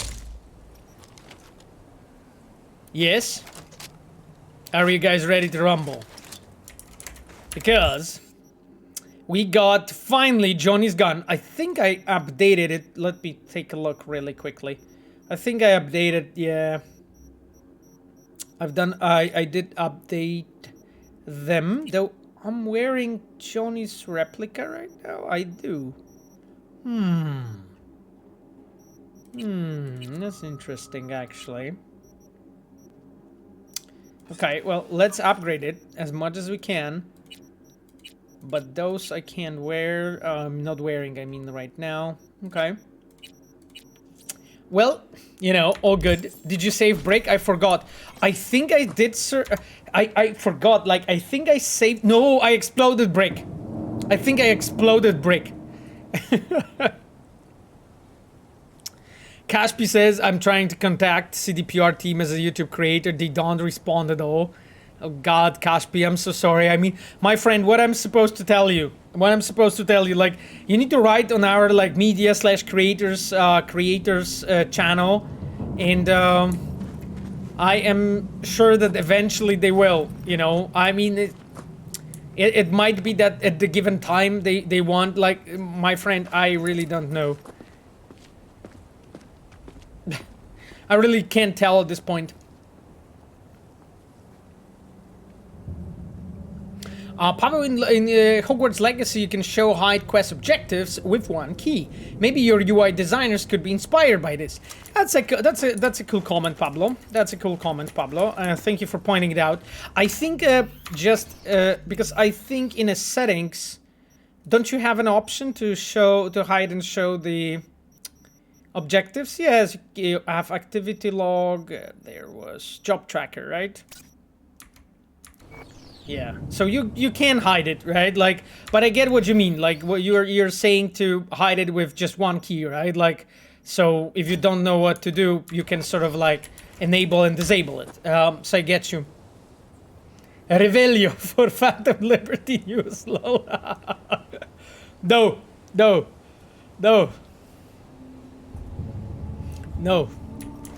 Revelio. We need to do first, Apollo, we need to do the Finitio Patronum, you know? And when we do the Finitio Patronum, then we can do some Revelio. Okay?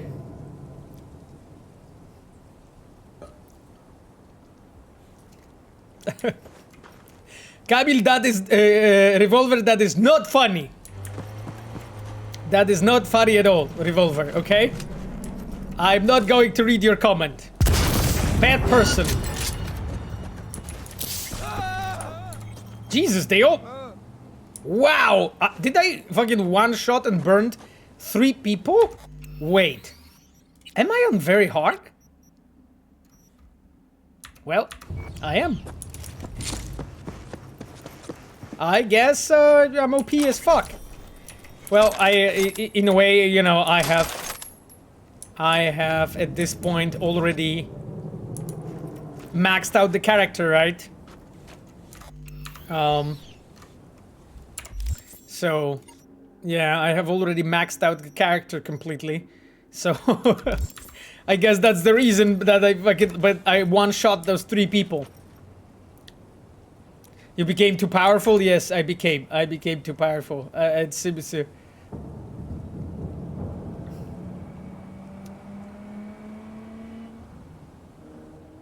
Witcher 3 Next Gen has that feature minimap and quest objectives hide until you need them. Yes, that's correct, but that is something we have added my chum in the Next Gen update, correct? Yes, correct.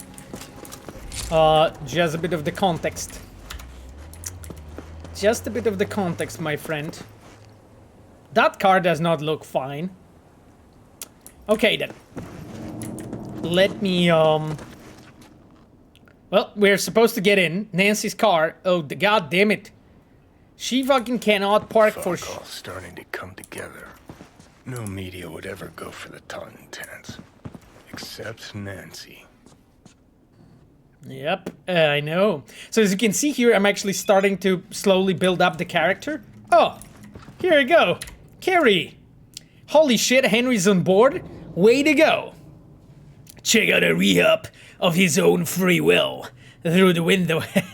Sumner's tried to stop us. At first I thought she wanted an autograph, but she didn't even recognize me. Tell you the rest later. How's it going with Nancy?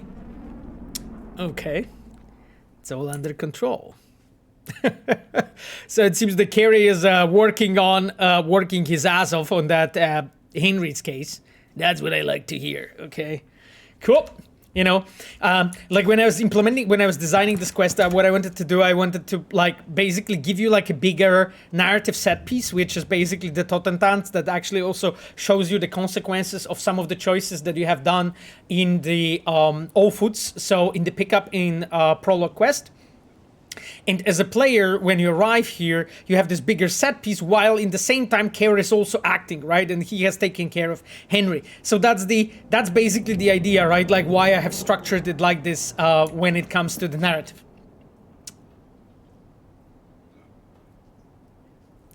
Is it weird to play Phantom Liberty and then Cyberpunk 1.6 version every Sunday? I mean, Ragnar, I'm not playing 1.6. I'm playing 1.61. DLS3, my friend. So that's first. Okay, that's first. That's what I'm doing it. And yeah, it is a bit weird. I agree with you. It is sometimes it just takes me like you guys watch me play and I do some boomer things. And you know, like in my fucking head, I remember and I play in like so many different like build versions and so on. So like for you, it looks like he fucking doesn't know how to pull up the gun. While I'm like, yeah, because like, you know, I'm playing different builds and so on, and sometimes I'm just getting confused, you know, what is it, what build and in what state, you know? So that is always something to, that happens to me. So I really have to have my brain extra elastic, you know? And that gun thing was just an example. Okay, an example.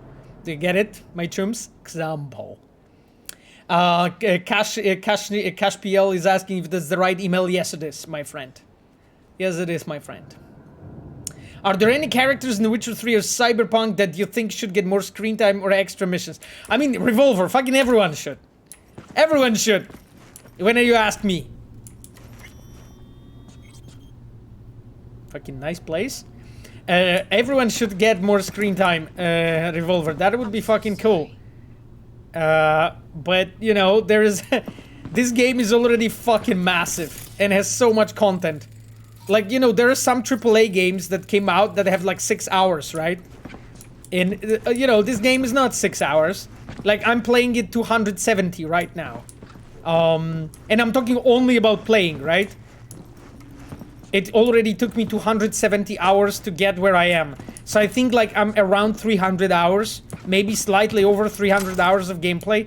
That's how big Cyberpunk is, for me, right? And there are some games that I play, the AAA games that came out like, let's say, even a few weeks ago. You guys know what examples I have in mind. That are literally like just few hours long, right? Damn. I hope she's okay. Anyway. So, you know, my chum, it's the same as always, you know. I know that we always would like to more. But, you know, there are some, I don't know how you call it. Limits. You know, there's some limits. What can be done. I know that, I know, you know, like when it comes to you guys, you would always want more stuff. And I get it. I love, you know, like working in big games, to be honest. And I also love when characters have enough space to grow. And, you know, to just get to know them, you know, on the screen. So that is awesome always, and I always appreciate that as a player, you know. But as a creator, I can completely understand while some games are 6 hours long and that's it. And I'm talking about $70 worth triple A's, right? Like, we're not talking about any indies right now, right? Shraft wrote 2,000 hours and began counting. Yes, Shraft, but in your case, 1,950 is FF06B5, right? So I'm not really sure if you're a good example, Shraft, but that's fine. That's fine. But you know, like 2,000, a decent number, G Apollo said, "Please, sir, I want more." G Apollo, what are you thinking of doing every single fucking day when I'm not streaming? I'm doing more shit for you guys. That is literally what I'm doing. Okay? Exactly. Halo's only like 8 hours, but PvP is endless. That's true, Beeple. That's true. It is endless. If you look at the Halo, right? Like, Halo at least has the PvP component, right? But there are some AAAs that are like around 6 to 8 hours that don't. So, and are sold by like $70, right? Which is like, you know, a really high price tag, right? In comparison to, you know, how our games have been sold. Like your style. Minimalist. Used to have Chrome just like that. Start moving. Okay. Well, he seems like a nice person. He seems like a nice person. Nice trash you have here.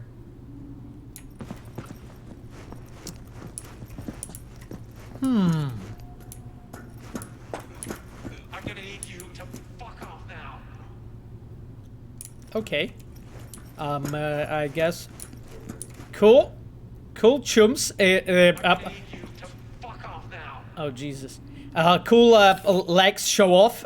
Here you go. Look at this. Look at that chrome. Up you go. I'm gonna need you to fuck off now. Lol. Ну чё, как тебе новая кислота? Это охренеть, Чумба. На 8 из 10. I'm gonna need you. Ух ты, я прямо чувствую, как внутри что-то раскрывается. И это кричит по-желтому. Желтый, это как молодость и кровь. Yes. See, the bouncer is already mad. Oh, you made the bouncer mad at me. Sorry, Chum. Totentanz too? Fuck yeah. Third floor. Press the button. Well, my fingers are numb. Okay. That person is not in a good shape. Okay. Battery of a public official, unauthorized operation of military hardware, selling stolen cyberware, assaulting a corporate rep, trespassing in a corporate zone. Jesus. This dude is like, I fucking committed all of the crimes. Overclocking brainless devices, unauthorized faceplate removal. Nice. Status on the edge. That bouncer guy is also like kind of fucking had enough of it. Well, okay. Nice place, I would say. Let's go to Totentanz. Normal Friday week, average citizen. Exactly. As you can see, like, I basically,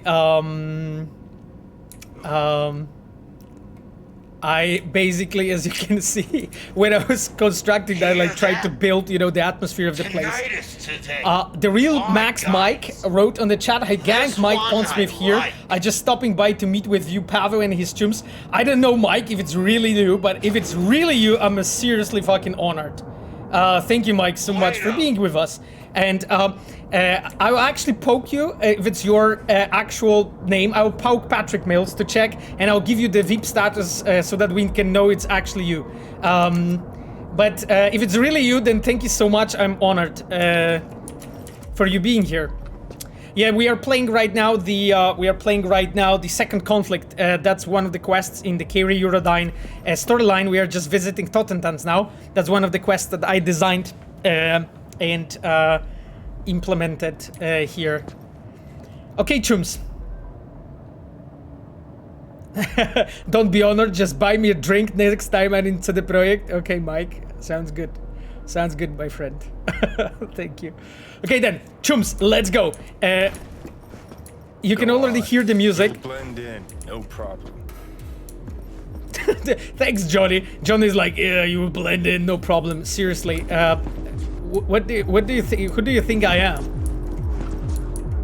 Wow, that's a very, very interesting set of legs. I have to admit. She is completely destroyed. Oh, and she's a regular here. No criminal record. Find a way to handle anyone. Oh, okay. We'll deal with her too. Fuck. No fucking way. Yep. Remember that tape from All Foods? That's the Rimbo who did Royce. No. Wouldn't be that stupid to show up here. You the one? So as you can see here, like basically what I'm doing here as the designer, I'm telegraphing to you that you have made the choices in the prologue, and here those choices come back, and they consciously tell you that, hey, we have seen it on the recording there, and is it you, right? So, yes. Looking for best ISIS. Guess I gotta spell it out. You the one took out Royce? Yeah. No idea. Okay, should we go honest? Should we lie? Okay, I'm gonna go honest. We'll see what happens. Yeah. What, anyone actually boo-hoo when he wins? Look at this. A chance at a nick in the barrel. Get the fuck out! Now! That's the All Foods, punk. I'm not blind! What do you want? Yeah, Watch so out for that one. so basically, like here when I was designing it, I was actually thinking like about normal like ecosystem, how it looks like in between gangers, right? And when one of them, who was Royce, who was like really fucked up in the head, he was gone, then she sort of stepped in, and she's even worse. That was at least my design and the idea here, that like, you know, like in a way, and it's kind of how it is in real life, you know. Sometimes when we have a weirdo who's at the top of, you know, some kind of a criminal organization, he or she gets like taken out, and then the person that steps in is actually even worse, you know. So that was the idea.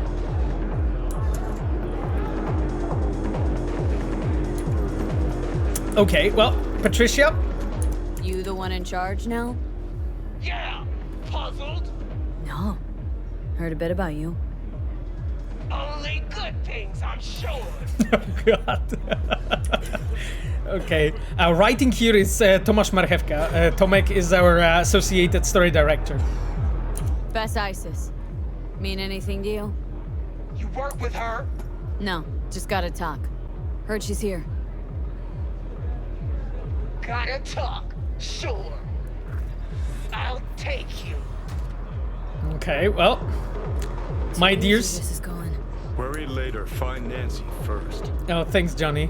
Okay, well, it seems that we are invited to inside. Be honest, should be thanking you. For what? Getting Royce out of the way was about time. Worked out pretty well for me, too. And you can No see problem, here. anytime. And you can see here, like, as a designer, I'm also doing, like, telegraphing on another level, right? Because, like, you have taken down Royce, so I basically make sure to remind you about this via this chat, because that's been a long time ago. Tomek is such a good writer, damn. Is he working on Polaris? Tomek is working on the Phantom Liberty with us, and will be working on Polaris, correct. But he will be involved in many things, if I'm honest. Not really sure if I want to take that gun from that guy. As you can see here, like, we actually paid a special attention to build this atmosphere well and properly. One of my designers, Vigantas, and another one, David Erulo, they were helping out to basically set up the community here, and make sure that, you know, like, we have the proper appearances picked, and, you know, like, people are actually doing things that are matching, you know, the environment, that are, like, well set up and put together. So, like, you know, to create the proper atmosphere. And the location has been done by Javier Pintor. That's our expert environment artist and coordinator.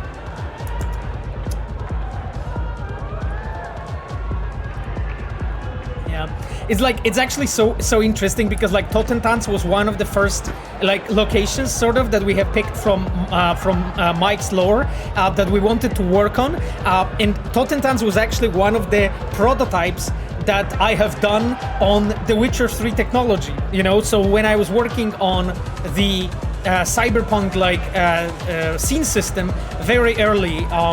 Just after we shipped like a second expansion for The Witcher 3, like the Totentanz and the prototype for it and how the scenes look like and so on, technically and mechanically, that was something that I was working on together with one of my quest designers, with Rafał Jankowski, and later the cinematic designers like Kajtek Kapuściński, Paweł Ochocki, Igor Sarzyński joined us sort of to create this scene system here. So like in a way, the Totentanz is like one of the first original sort of locations that we had in mind when we built the game.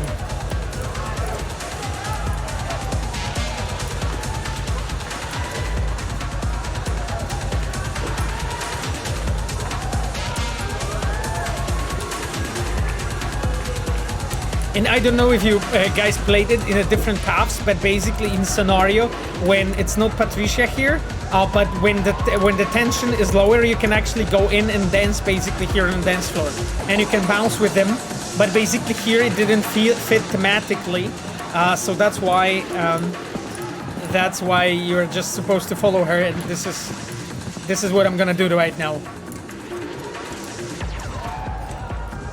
Having a good pair of headphones and hearing the bass booming all the way from elevator was awesome, Uranium Bullet wrote. Yeah, actually that's true. Like when we were building it, like there was a conscious effort to make it in a way when you're moving in elevator as a player, you will eventually, you know, reach to the point when you slowly start hearing the music coming from the Totentanz.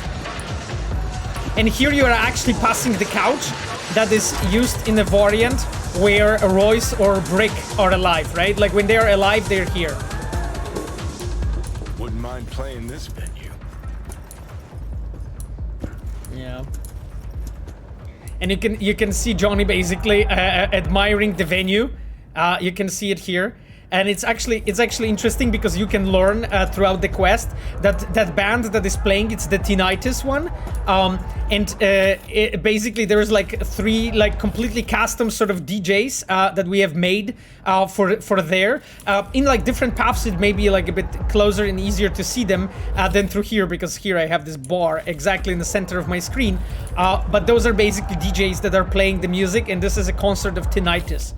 Everyone's like enjoying it, as you can see. Everyone in their own way, in their own unique way, I would say.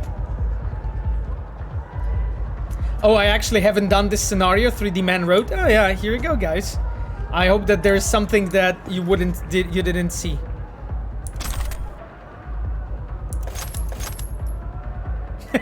He's chill.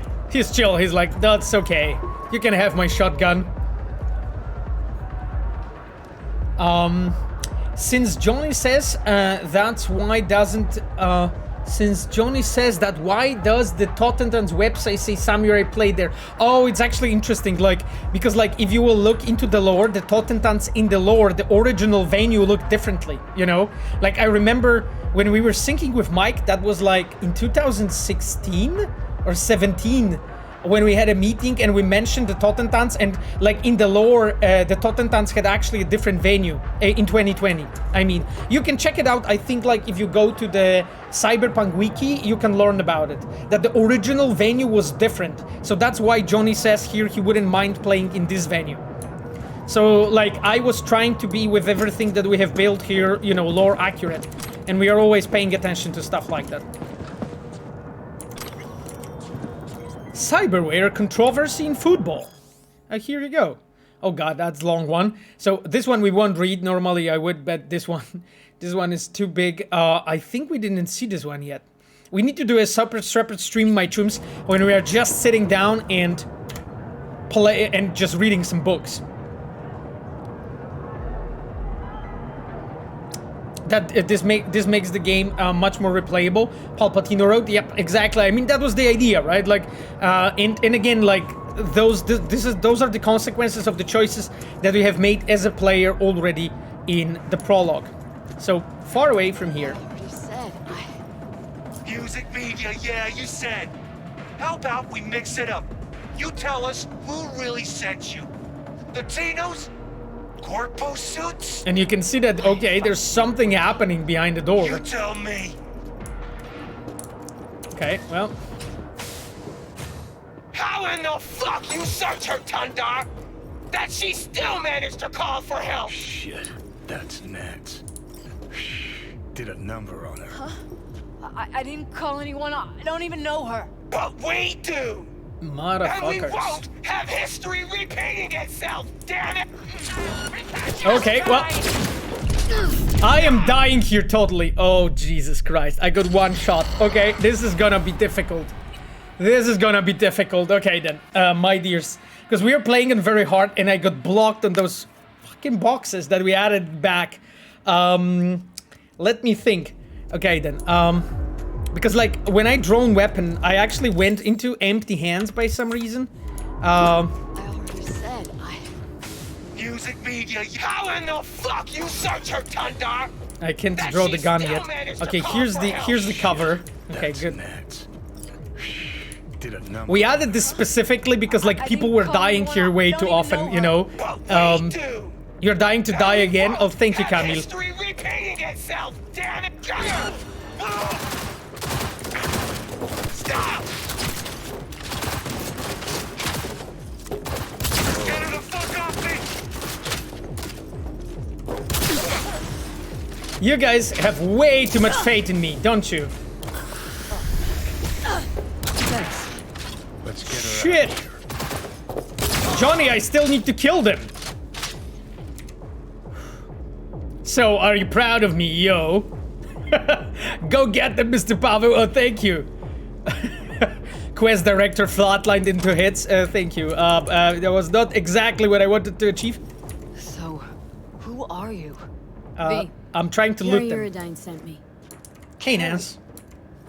Fuck, I do not get this. Must have spent too much time with Paranoid Patty in there. It's about Samurai. Paranoid Talk Patty. later, okay?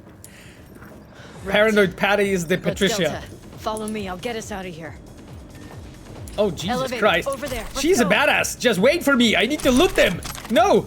Nancy, stop it. She's crazy.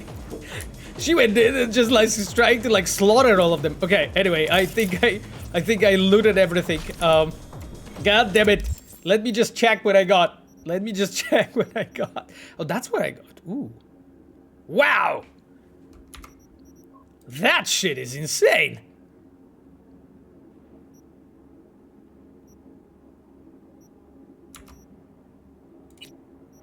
The DPS in that thing is like, what? This has more DPS than the Comrade's Hammer? I am confused. Okay, it doesn't have the thermal damage, I get it. Crit chance is lower. Do you guys feel like trying this one out? Okay, maybe let's switch this to this one. Go crafting, go upgrades. Where are you? Oh, or maybe I've updated it already, that's why it's like pucking the punch. Yeah, I did. Okay, well, you know what? Oh, I think we have played with this one a bit. Let's try it. Shingen Beloved, as Small Sandai wrote. I mean,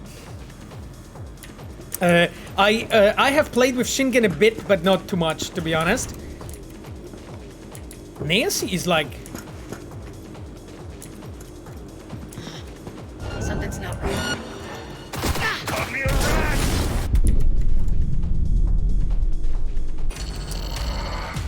Okay, that was embarrassing.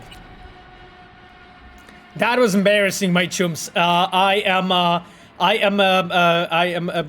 yes, getting buffed and, you know, I'm done. I'm done with playing. I'm done with playing. That's not that big of a damage, to be honest. That's better. Okay then, my dears, this is... What the heck? There's just some wild shit going on.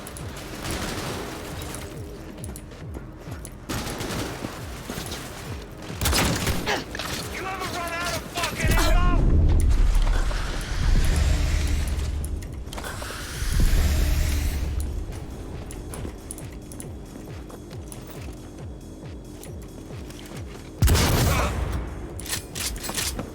Yes, I'll camp them from a bathroom.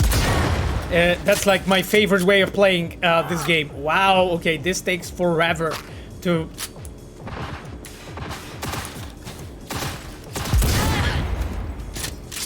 Isn't there a ceiling way? Yeah, there is. There's actually multiple different paths you can play this whole encounter.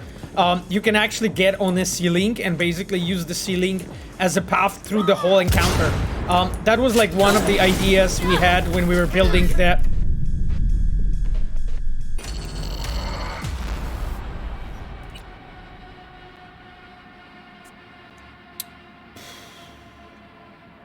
So I was saying... Okay, guys, like, I think, like, we have made this encounter too difficult. Okay, then. Oh, LCS Pavo's back. No worries. I get you guys. I get you guys. I'll protect you.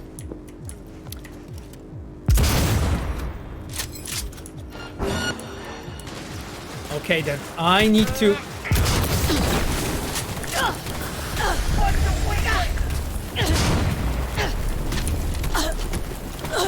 Fuck, this fire is like...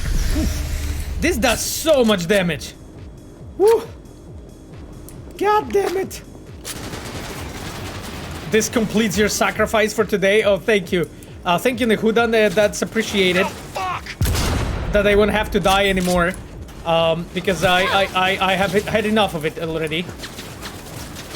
From where they are shooting? That was not the plan. Wow, okay, it's actually interesting because I have designed and implemented this thing, and it wasn't this difficult last time when I played it. But I didn't play it, I don't think I was playtesting it much on like very hard, to be honest. Okay, that is better. Oh shit. That is the person that was killing me. Wow, what the hell? I am sweating here. Jesus, this is insane. Okay, Mr. Paul, thank you so much, my friend, for the sub. My friends, I will need some kind of a help, I think, here. Okay.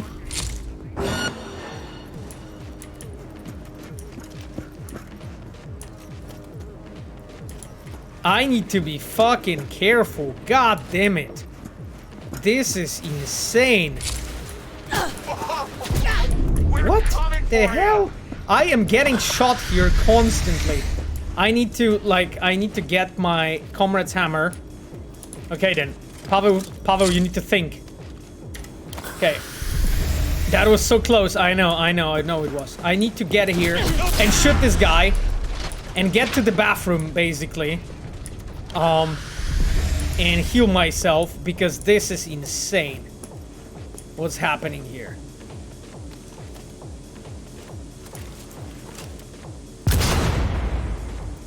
That won't work. Thank you. Jesus Christ. Did you guys feel it? Did you guys see it? Oh God. Okay, well, you know, it's not going badly. It's not going badly. Oh yes, this is the bathroom that we are using actually to escape. Den.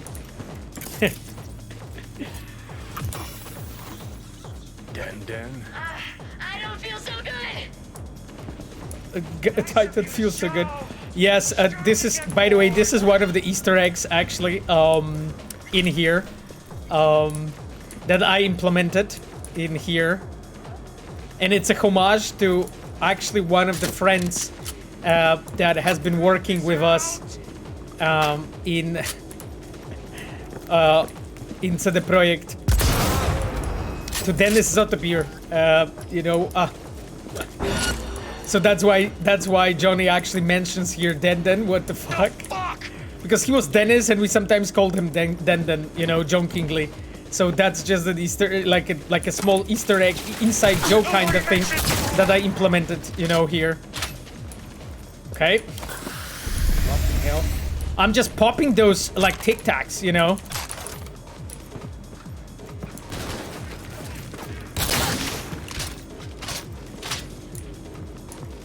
Did this person die? Oh, he did. Or she did. Just like standing like that. Okay, cool. Yo, what's up? What's up? You know, having a beer, chilling. That's cool. Physics can be a wonderful fear. Hey, it's two of us, you know, having beer. You know, what's up? All good. Enjoying this Feliz beer. I broke the TV, my friends. Hey, man, what's your PC specs? You can go to my specs page on Twitch, just below me, and you will see all my specs, my friend.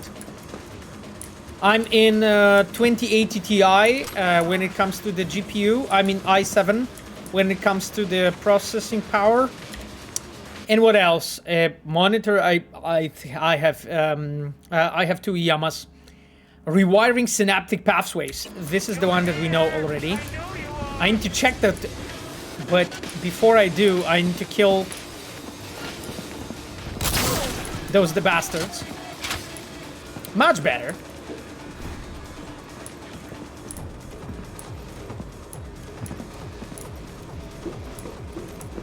Are you here?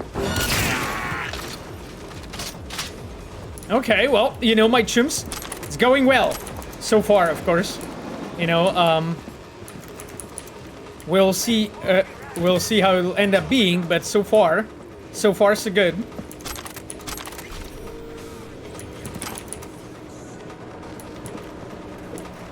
Okay, then, I need to check the whole place. Because, like, I have run through that location, and there's... I am sure there are some things... Oh, there's nothing here. Okay, but I am sure that there are some things here that are valuable.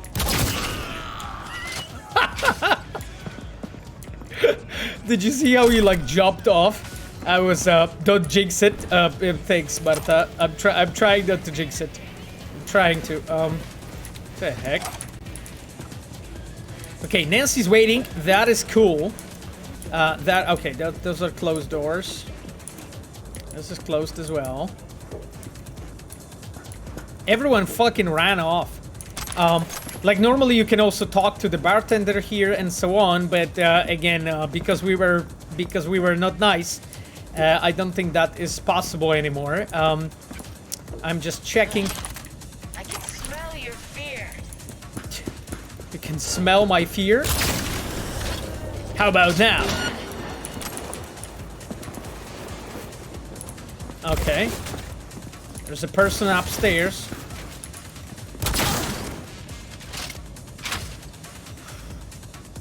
Okay, well, that's much better. I think I corrected all my mistakes. I'm just making sure she's dead, actually, because that was disturbing. Okay, then. Well, you know, it seems that we are good with that. Let me actually check if there's any cool swag that I can pick up here. Oh, hello. Enemies have been identified. Yep. Here you have the, you know, the DJ's set, basically. When the Tinnitus was playing, they unfortunately had to run away. I see some enemy there. God damn it. It's like so many of them here. I think we are done with everyone, my dears. I think we're done. Yo, okay, this was much more difficult than I expected. Honestly. Is this FF06B5, as Hulu asks? Well, I don't think it is. Right in the ballsack? Jesus Christ. What is this language? So, I wanted to show you this, actually, the Tinnitus, a music review and attempt. You know, because, like, as I mentioned to you, that was the Tinnitus that was playing here on the stage. So as a player, you can find some things that just bring up a bit more, I would say, context, you know, to the whole thing. You're a serious party crasher, Kira wrote. Sure, obviously. Obviously. Great success. Mr. Pavel played Outsider no more. Oh, because of the success? Sure. No worries. Okay then, my dears, let me check it out. So let's take a look at this fantastic review. Right, so I've never had a problem like this before. I learned members of the Maelstrom gang perceive the music from their fav band tinnitus differently than the average listener. Those crazy uber-chroned motherfuckers describe these tunes with terms like complexity, range, and depth of sound. Those aren't quite the words I would use. Music can contain noise, but in this case, the noise does not contain music. I don't know, that's the best I can describe it. Now I've got two leading theories on this. Theory 1. Since tinnitus only plays at the Totentanz, the acoustic could be the cause. Problem: Maelstromers, a group of hyper-violent psycho scumbags. It's not gonna rust my good rep by jamming out at one of their live shows. How can I confirm my theory if I don't check it out firsthand? Theory 2. Hallucinatory agents. Maybe tinnitus has its own homebrew chemical cocktails designed to pair with their music for some whole experience. To be honest, I don't think I want to find out, because if number 2 is true, then I'll be risking a drug-induced nervous system cis meltdown for the sake of music science journalism. That really worth it, chums? Jesus, guys, music doesn't need to be this complicated. Anyway, we wanted basically, that was an attempt to write basically a review, sort of, that you can see that, you know, like a reviewer was struggling to sort of like frame it and be like, okay, what the hell it is even about. So that was the concept we had here. The reviewers should listen to Pinky Julian's and my playlist. Oh, okay, Kira. Okay. Sosinek Susu wrote, you and CDPR should think about the option that allows you to reduce the amount of loot. Watching you vacuum any hole is just mind-boggling, I think. Well, yeah, we are very much aware, my friend, about this issue. We are very much aware. Contract. Tony Mansfield, agent to tinnitus. Let me check it. Let me check it, my friends, what Tony Mansfield is writing about. I get you need a special tech to really hear your music, but tech can be built, right? Just send me the specs for your implants and I'll arrange some cheap poly throwaways. Promise. It'll be a good knockout. Here we go. As you can see, the tinnitus was taking care of their cyberware to be ready for this concert. My friends, I think I missed like 1 or 2 more notebooks with emails and shit. I want to check it out, actually.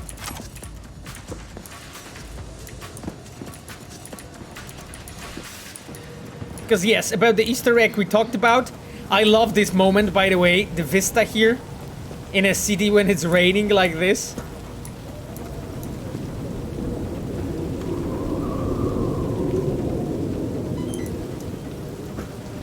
Yeah, and the option for you as a player to just like sort of use this to get in here. So that's basically the way how you can like sort of, that was just basically one of the paths here. Oh, that's the email that we already saw, actually. That's fine. Not actually sure if there's anything else that I want to pick up.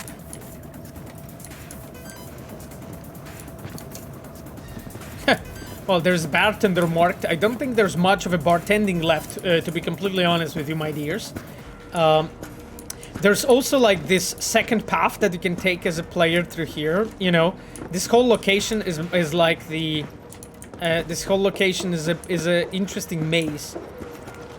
It's here. Yeah. Anyhow. My friends, I think bartender no more. Exactly. I think we are going to move on because I think we have done everything we could. I'm just checking if I didn't miss any interesting doors and emails. Yes, the music review attempt we have read. Who the fuck? Patricia to Ori. Here you go, let's check it out. Look, if you weren't such a whimpering little cunt stain, this'd be done already. Just give me a name. If one of my people's dragging me, if I need to know, how's the ever-living fuck I'm supposed to be in charge here if I can trust any of you shitheads? So as you can see, like here I'm actually like building this feeling sort of in the background of like what kind of leader Patricia is. So that's just, you know, like you can of course, you know, get it as a player from like many different sources in a way, but that's just, you know, one of the small things, you know, small on screens. So an email just supporting this storytelling here. Okay then. Paweł, who made the Isle of Mist quest, that was Mateusz Tomaszkiewicz, and wrote the dialogue for it, that was Kuba Szamałek. It's one of my favorite quests ever. Oh, interesting. Yes, so that was Mateusz Tomaszkiewicz and Kuba Szamałek. Those are the guys that worked on this quest. I'm glad you liked it. Cyber Caldos, we don't know when Phantom Liberty is out, but you think you finished Cyberpunk main story before Phantom Liberty, and will you be playing Phantom Liberty on stream? So I think I'm quite sure I'm going to be playing Phantom Liberty on stream. I cannot fucking wait. So that's one thing.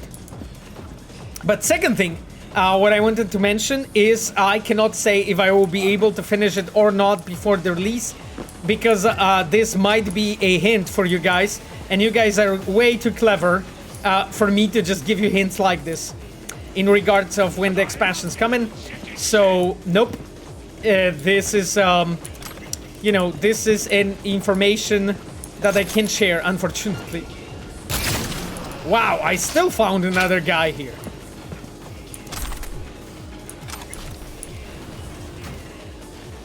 Interesting. Well, anyway, his gun got stuck in the door. Why is the elevator so damn slow in this dump? Yeah, let's go, Nancy. We literally killed everyone to get you out. Car's outside.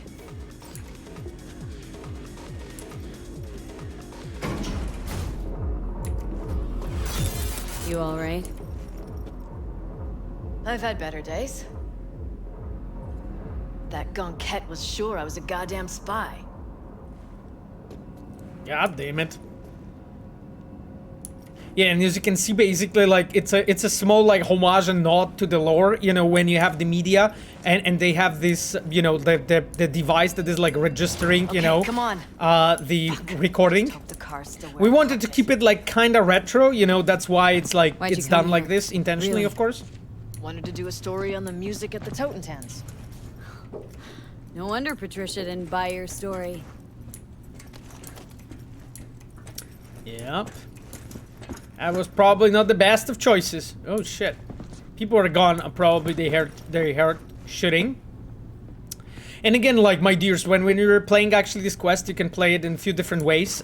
You know, depending what is your status. There, I actually did it in a way that we have killed Brick because we exploded him. And then I think we have killed Royce and Dum Dum as well. So because of that, you know, Patricia took over the... Oh, Jesus Christ, there's more of them there. That's why she took over the gang, you know, in a way. So that was the thing that we had to do. Oh, look at that. The car is fine now. It dug itself out of the ground.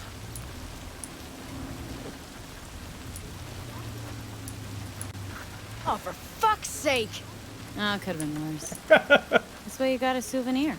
Sure. Fuck souvenirs. Like, I think they... I'm headed straight back to the editing room. Wanna talk? Gotta come with me. Okay, sure, Something Nancy. like this. Hope it gets us there in one piece. Thanks, Johnny. God damn it, so you can see basically here, she was like parking here in the front of the Totentanz, and you know, they put fucking graffiti over her car. You know, that was just an idea. I wanted to, like, I love adding details like this to my quests, you know. So in situations when you're here, like, it kind of felt natural that if she like arrived here and she was kept here for like 2-3 days or so, that's why, you know, Steven Hare, intern, get worried about her. They basically like drew over her car and so on. Hey, I would love the Maelstrom graffiti on my car, Glassolalia said. Sure. Did you play Hogwarts? Love it, it's great. I didn't. Mastered Chris. I didn't play it. Maybe I will play it a bit in the future, but I honestly have so many games to play that didn't manage yet, you know. Science fiction person says, I know it's not your area of specification, but I want to be a programmer in gaming industry. Do I need to specialize in a certain type of programming, or should I just take any opportunity to become a programmer in the industry? I mean, you should take any opportunity, that's always good, but there's like some certain things that you can do. And one thing that I could advise you to do really is to start, depending on which language you're writing, I would definitely advise you to switch to C++ if you're writing in any other language. There are people that are starting from like Python or C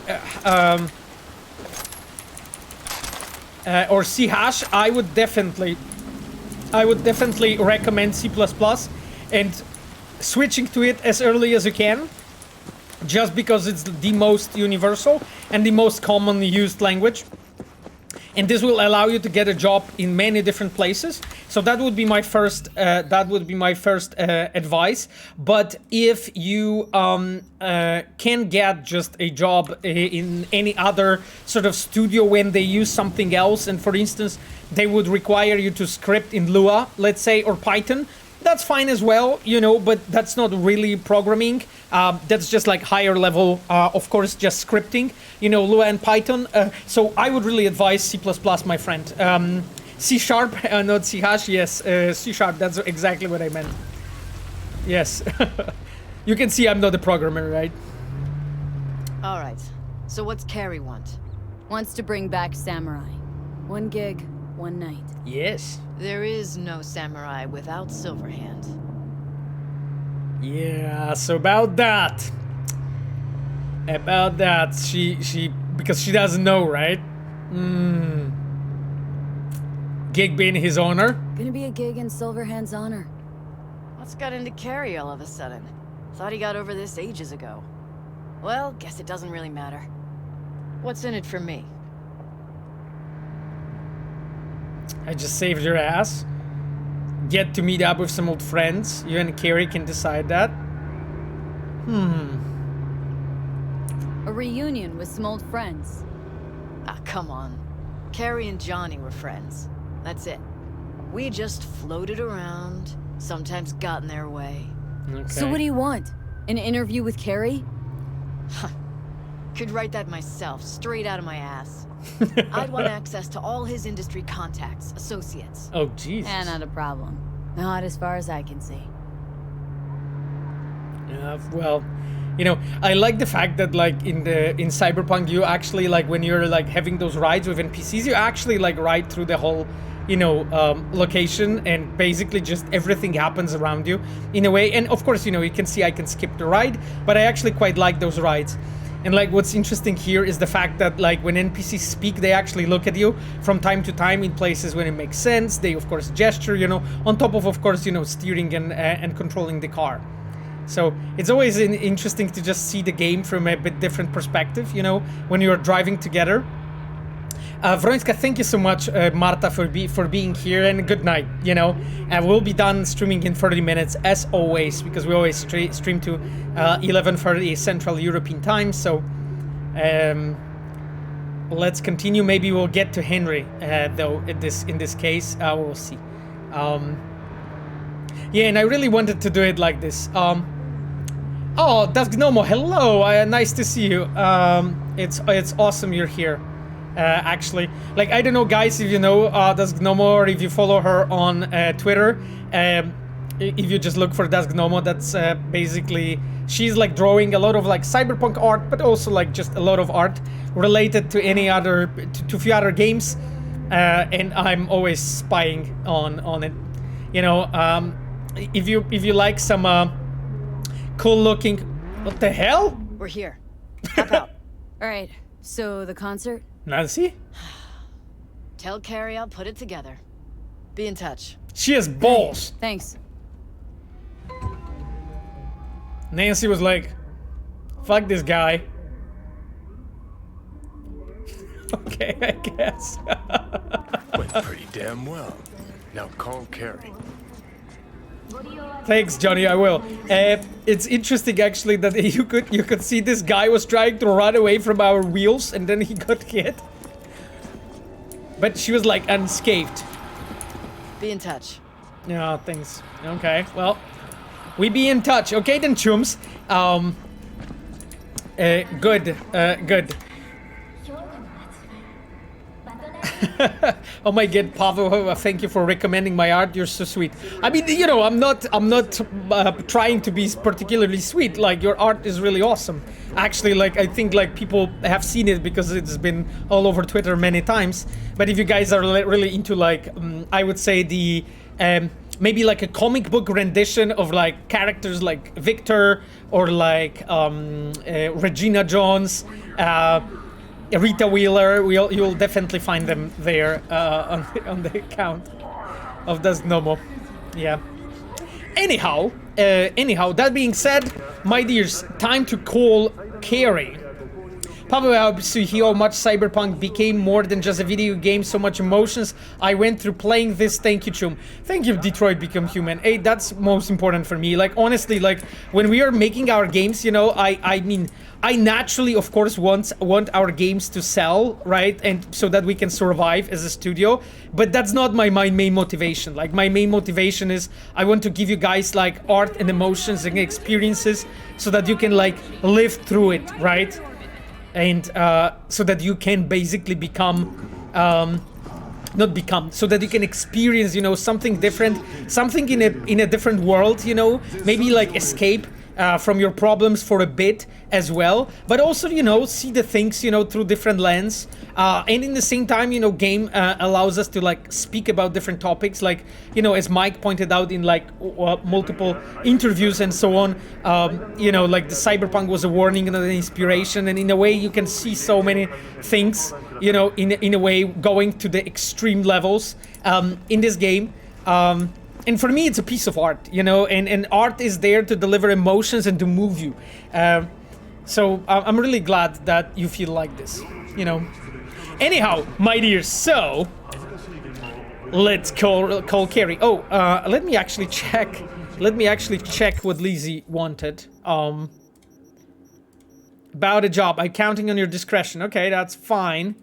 That's fine. Thank you, Lizzie. That's okay. Sorry, I got confused for a moment. Let me just check those messages if there was anything that I missed from Padre. No, that was one of the gigs that we did for him. Who else actually wanted something from me? Oh, that was Wakako. Okay. Let me check. Let me check Wakako. Oh yeah, one more. You performed the task with flying colors. I remember that. Okay, those are all. Yes, those are all the gigs. Yes, this is the bugbear, of course. Yes, and this was basically because we have finished all the gigs from Wakako and we have received the award. That's fine. Okay then. So let's call Kerry. Kerry. Hey. So how'd it go? Talk to Nance? Yep, she agreed. Even said she'd organize the gig. Still a control freak. Awesome. Thanks, Kerry. You tracked down the rest of the band? Had some problems with Maelstrom? Okay, let's go. Ran into a few hiccups with the good folk from Maelstrom. Fuck yeah. Listen, I caught Henry. Dragged him out of rehab. Great story, actually. Henry didn't know Denny's been in Night City all this time.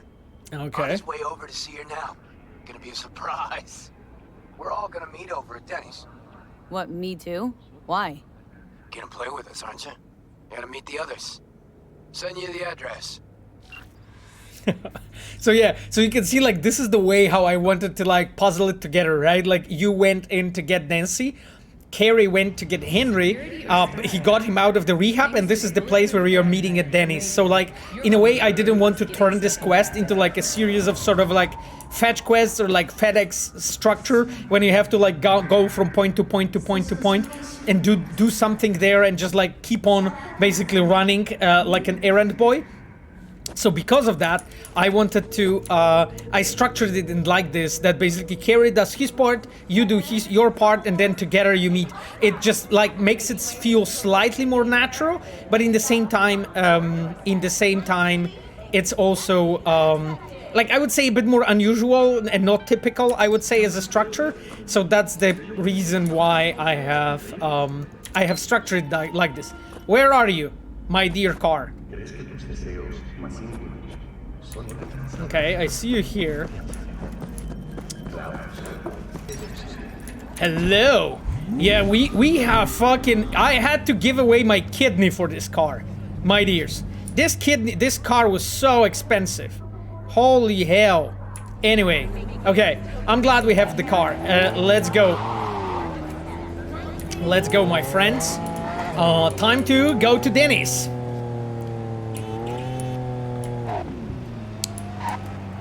Cybercaldos load, you and the team save people lives, and you guys saved my life. I was going really rough at times, but Cybercaldos saved me and helped me. Again, thank you, Pavel and the team, for everything.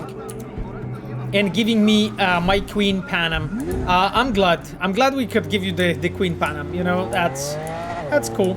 That's cool that you found that character. And you know, like, I know how it is, you know, that the media and a piece of media can actually become something important for you. You know, like, I think we all have, like, books, movies, music is very often a thing. We all have, like, things that are really, like, a part of the our lives and just stay with us in a way forever. And I'm glad that the game can do that too, you know, and become like as well this important, you know. Like I love the moment when actually like a piece of media like game music or whatever can actually evoke some emotions, you know, especially like, you know, I love like listening to some pieces of music and just like it brings up the memories, it evokes the memories, the moments where I've been at in my life.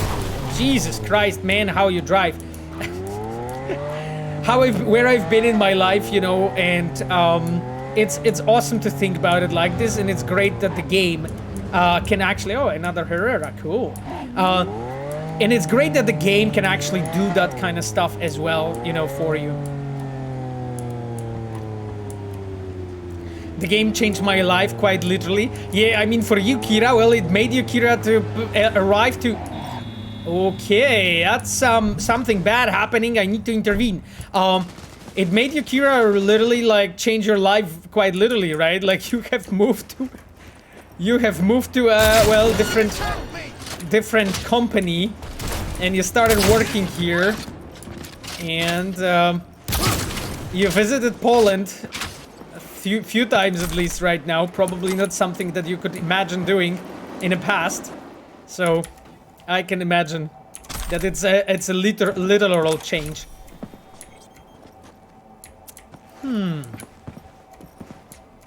Okay, what the hell happened here? Damn. Let's check it. Jalapeno Joe. Jalapeno Joe and Kadeem Brown? Holy fuck. Okay, I'm already hyped. I'm already hyped. Okay, let's go. Hey Joe, you good? Ain't seen you out in a month. Oh yeah, so I moved to Norfolk. And you didn't say nothing? How you gonna do your chum like that? Nah man, I was last minute thing. No goodbye parties or nothing. Alright, so how's it hanging in Norfolk's? Fucking Brim Chum keeps to be throwing out some sort of shit. I'm talking fancy ass clothes with like tax still on, unopened food, like even get an implant here and there. Damn, sounds like a paradise. Hey, maybe I can move over here too. We could team up again. Nah. What? Why? You put out a foot down here and you'll be getting a lead to the back on the head. Couple gongs already tried it, wasn't a happy ending for them. This is my turf now. Remember that. Okay. And then he fucking blocked him. Quite literally, he blocked him. Well, yes, that is very interesting. You know, this is how that How's that quiet life working out for you? Anyway. Oh my god, Pavel's American accent is on point. Seriously. I think it didn't even pass through next to the American accent whatsoever. But yes, where has this time gone? Oh yeah. Average social media conversation. Yeah, sure, sure, Glassolalia. Revolver Load, I saw that at the GDC. Miles will be talking about the advantage of being able to miss something in video games. That's correct. Don't you have the impression that currently the creators feel a great need not to let the player miss anything? They don't hide anything from him. Many people appreciate Elden Ring for how it hides secrets and locations from them. Maybe this is the right way.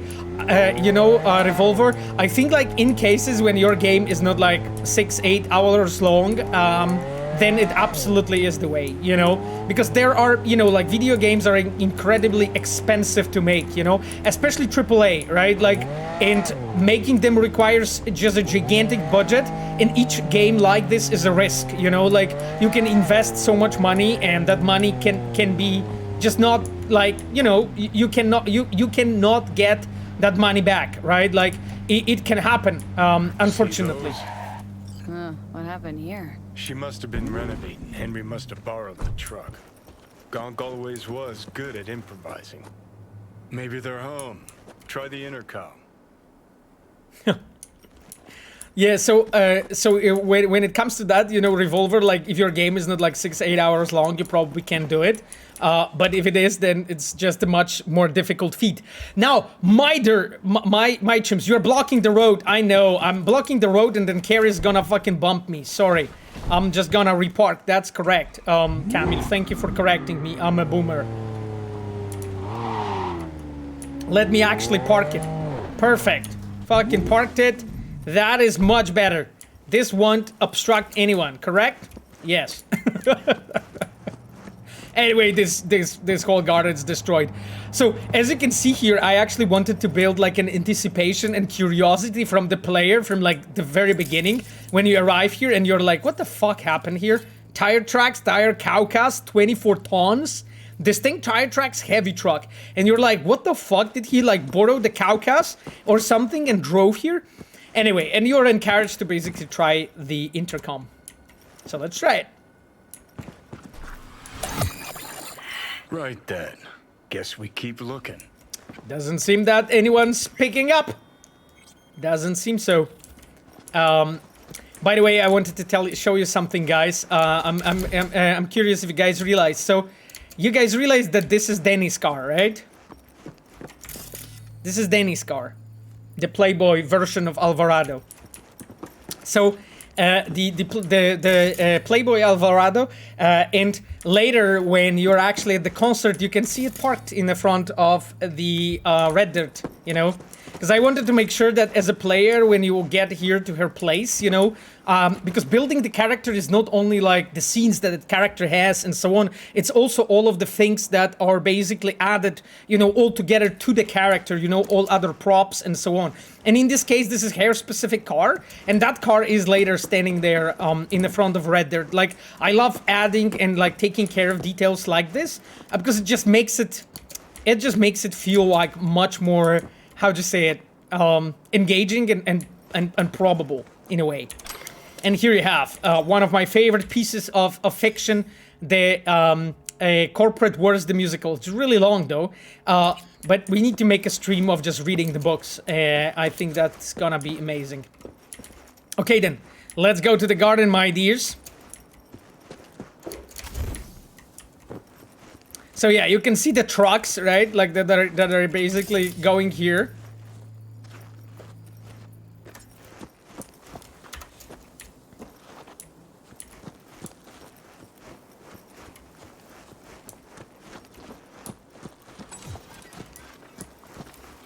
Kerry beat us here. Yeah, and basically I just made sure that like when the characters are actually moving in the world, and like, you know, if Kerry is here, he most likely didn't come here on foot, right? He most likely just came over here basically using his ray field, right? And you can see this is actually his card because it's just one of the few examples of that kind of card in the whole game. You fucking god! Hoo boy. Denny, Sounds sadly what are familiar. you doing here? This is really your house? This is your fucking pool? You're gonna pay for this, you piece of shit! Good you're here. You We bet got a I will. problem. Just so I can come back again. Yeah. Maybe then you'll tell me why the hell you left me to die in the street.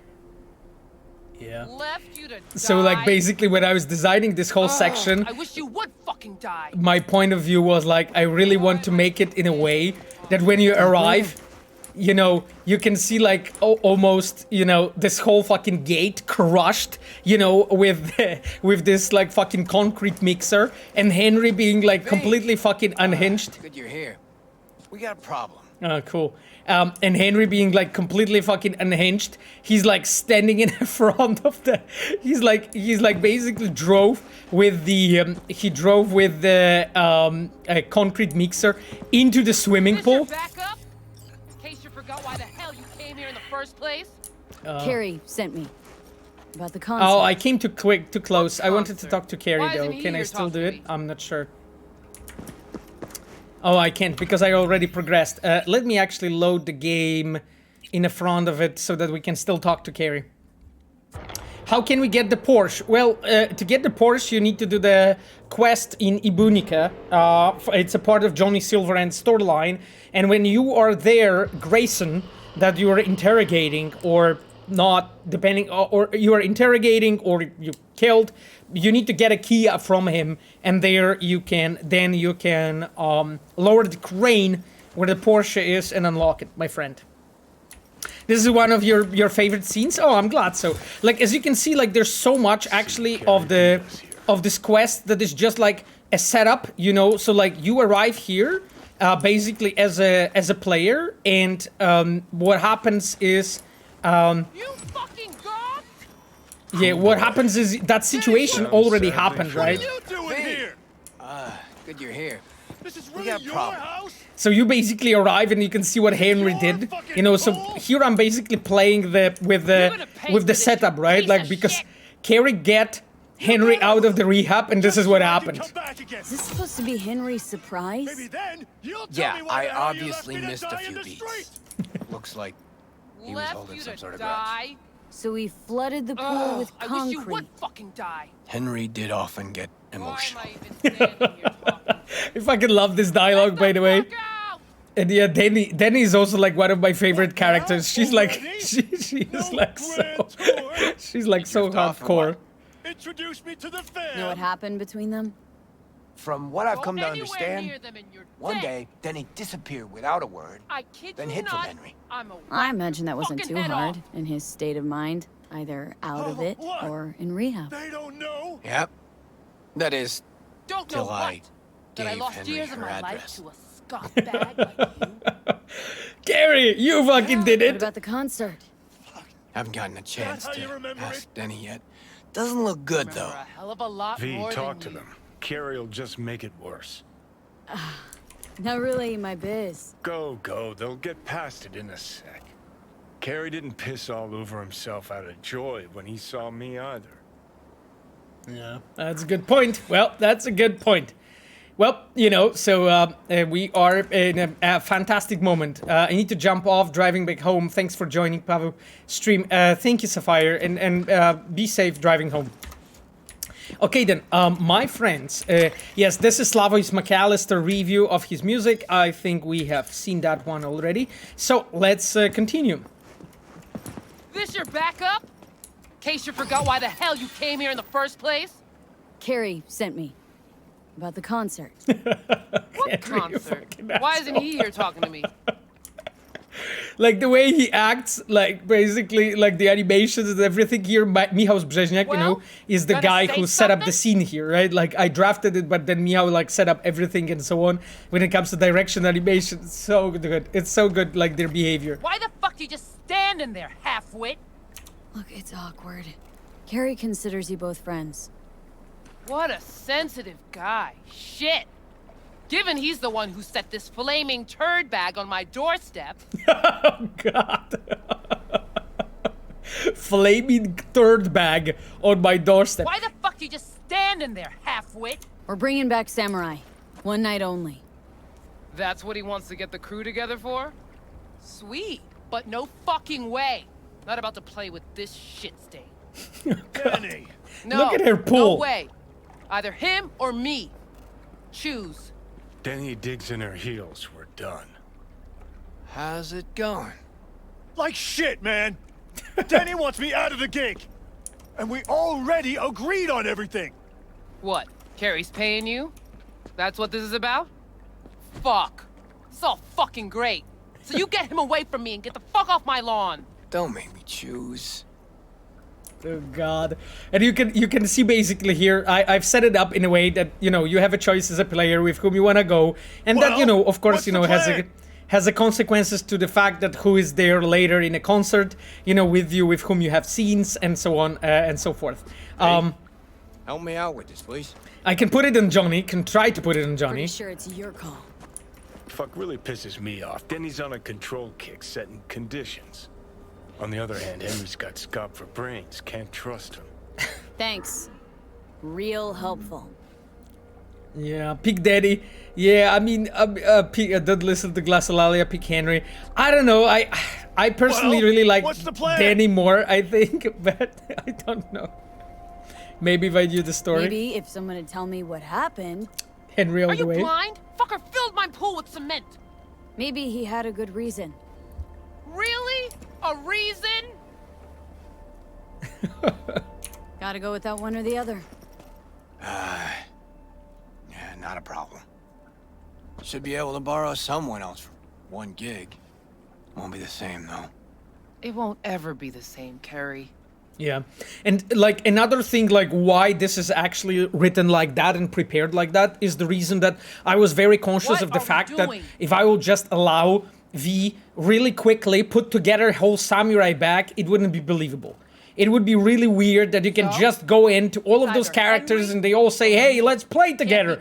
And they just play and everyone's happy. You know, because of that, I was very conscious of like, okay, I actually need to make it in a way that some things don't go right, you know? And you need to, as a player, cut corners and be like, okay, I either do this or that, you know, and we put as good samurai together as we only can. You know, there's no other way for you as a player really to experience that. And that was, of course, a conscious choice. And thank you for mentioning it. It's a well-written, like, the scene itself, the dialogues have been written by Ola Motyka. So that's full credit for her. And the scene was set up by Michał Brzeźniak.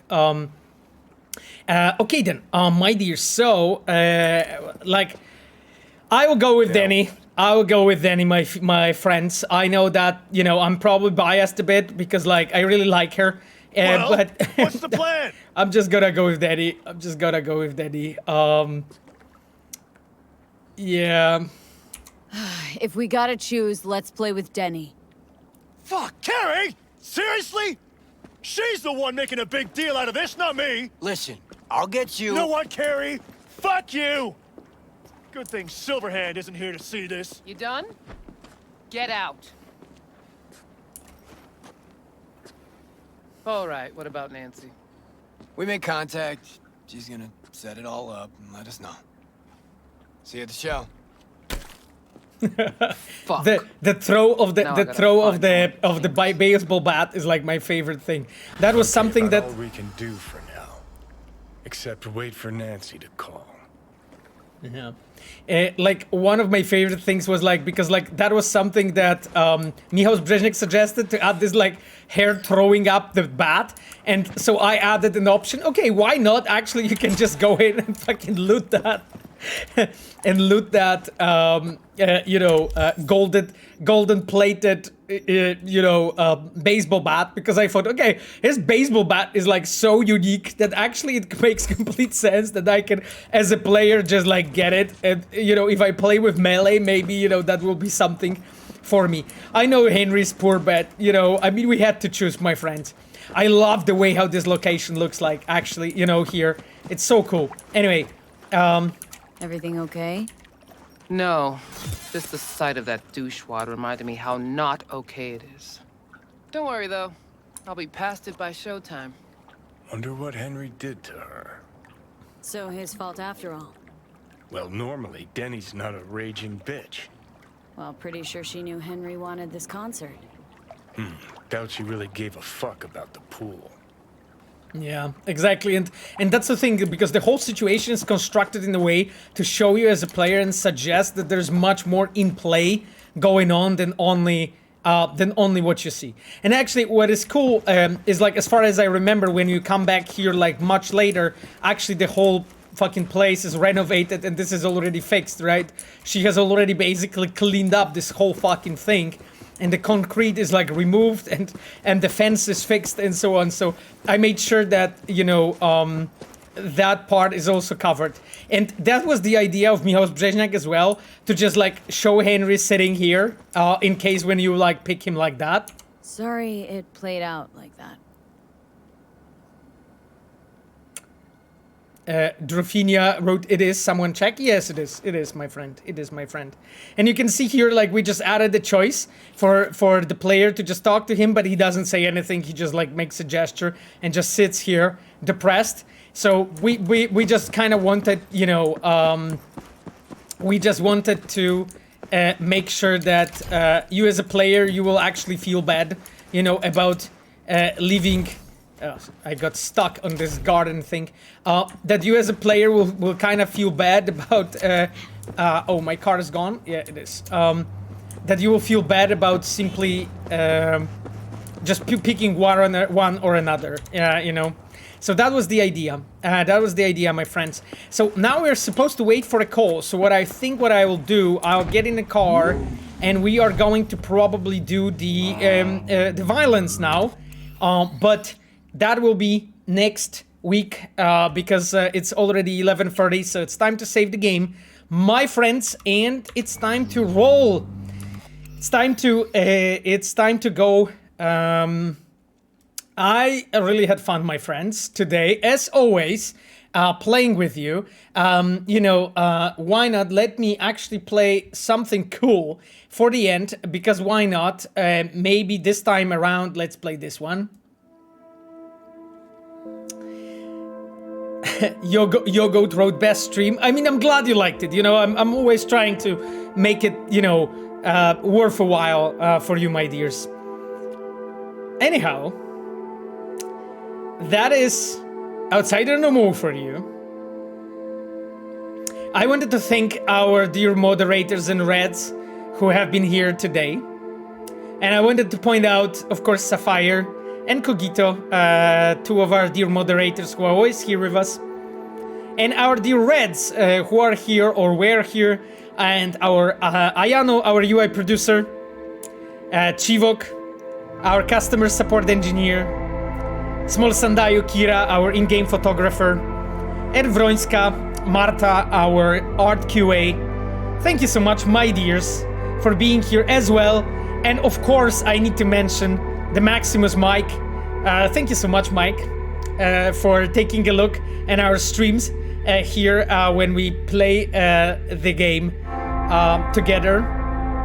Thank you all for being here, and we are going to see each other next week, as always, and we will continue playing Cyberpunk 2077. This time, we are going to do like a Supreme and play a concert in the Red Dirt. Thank you so much and have a great week. Bye bye, my dears.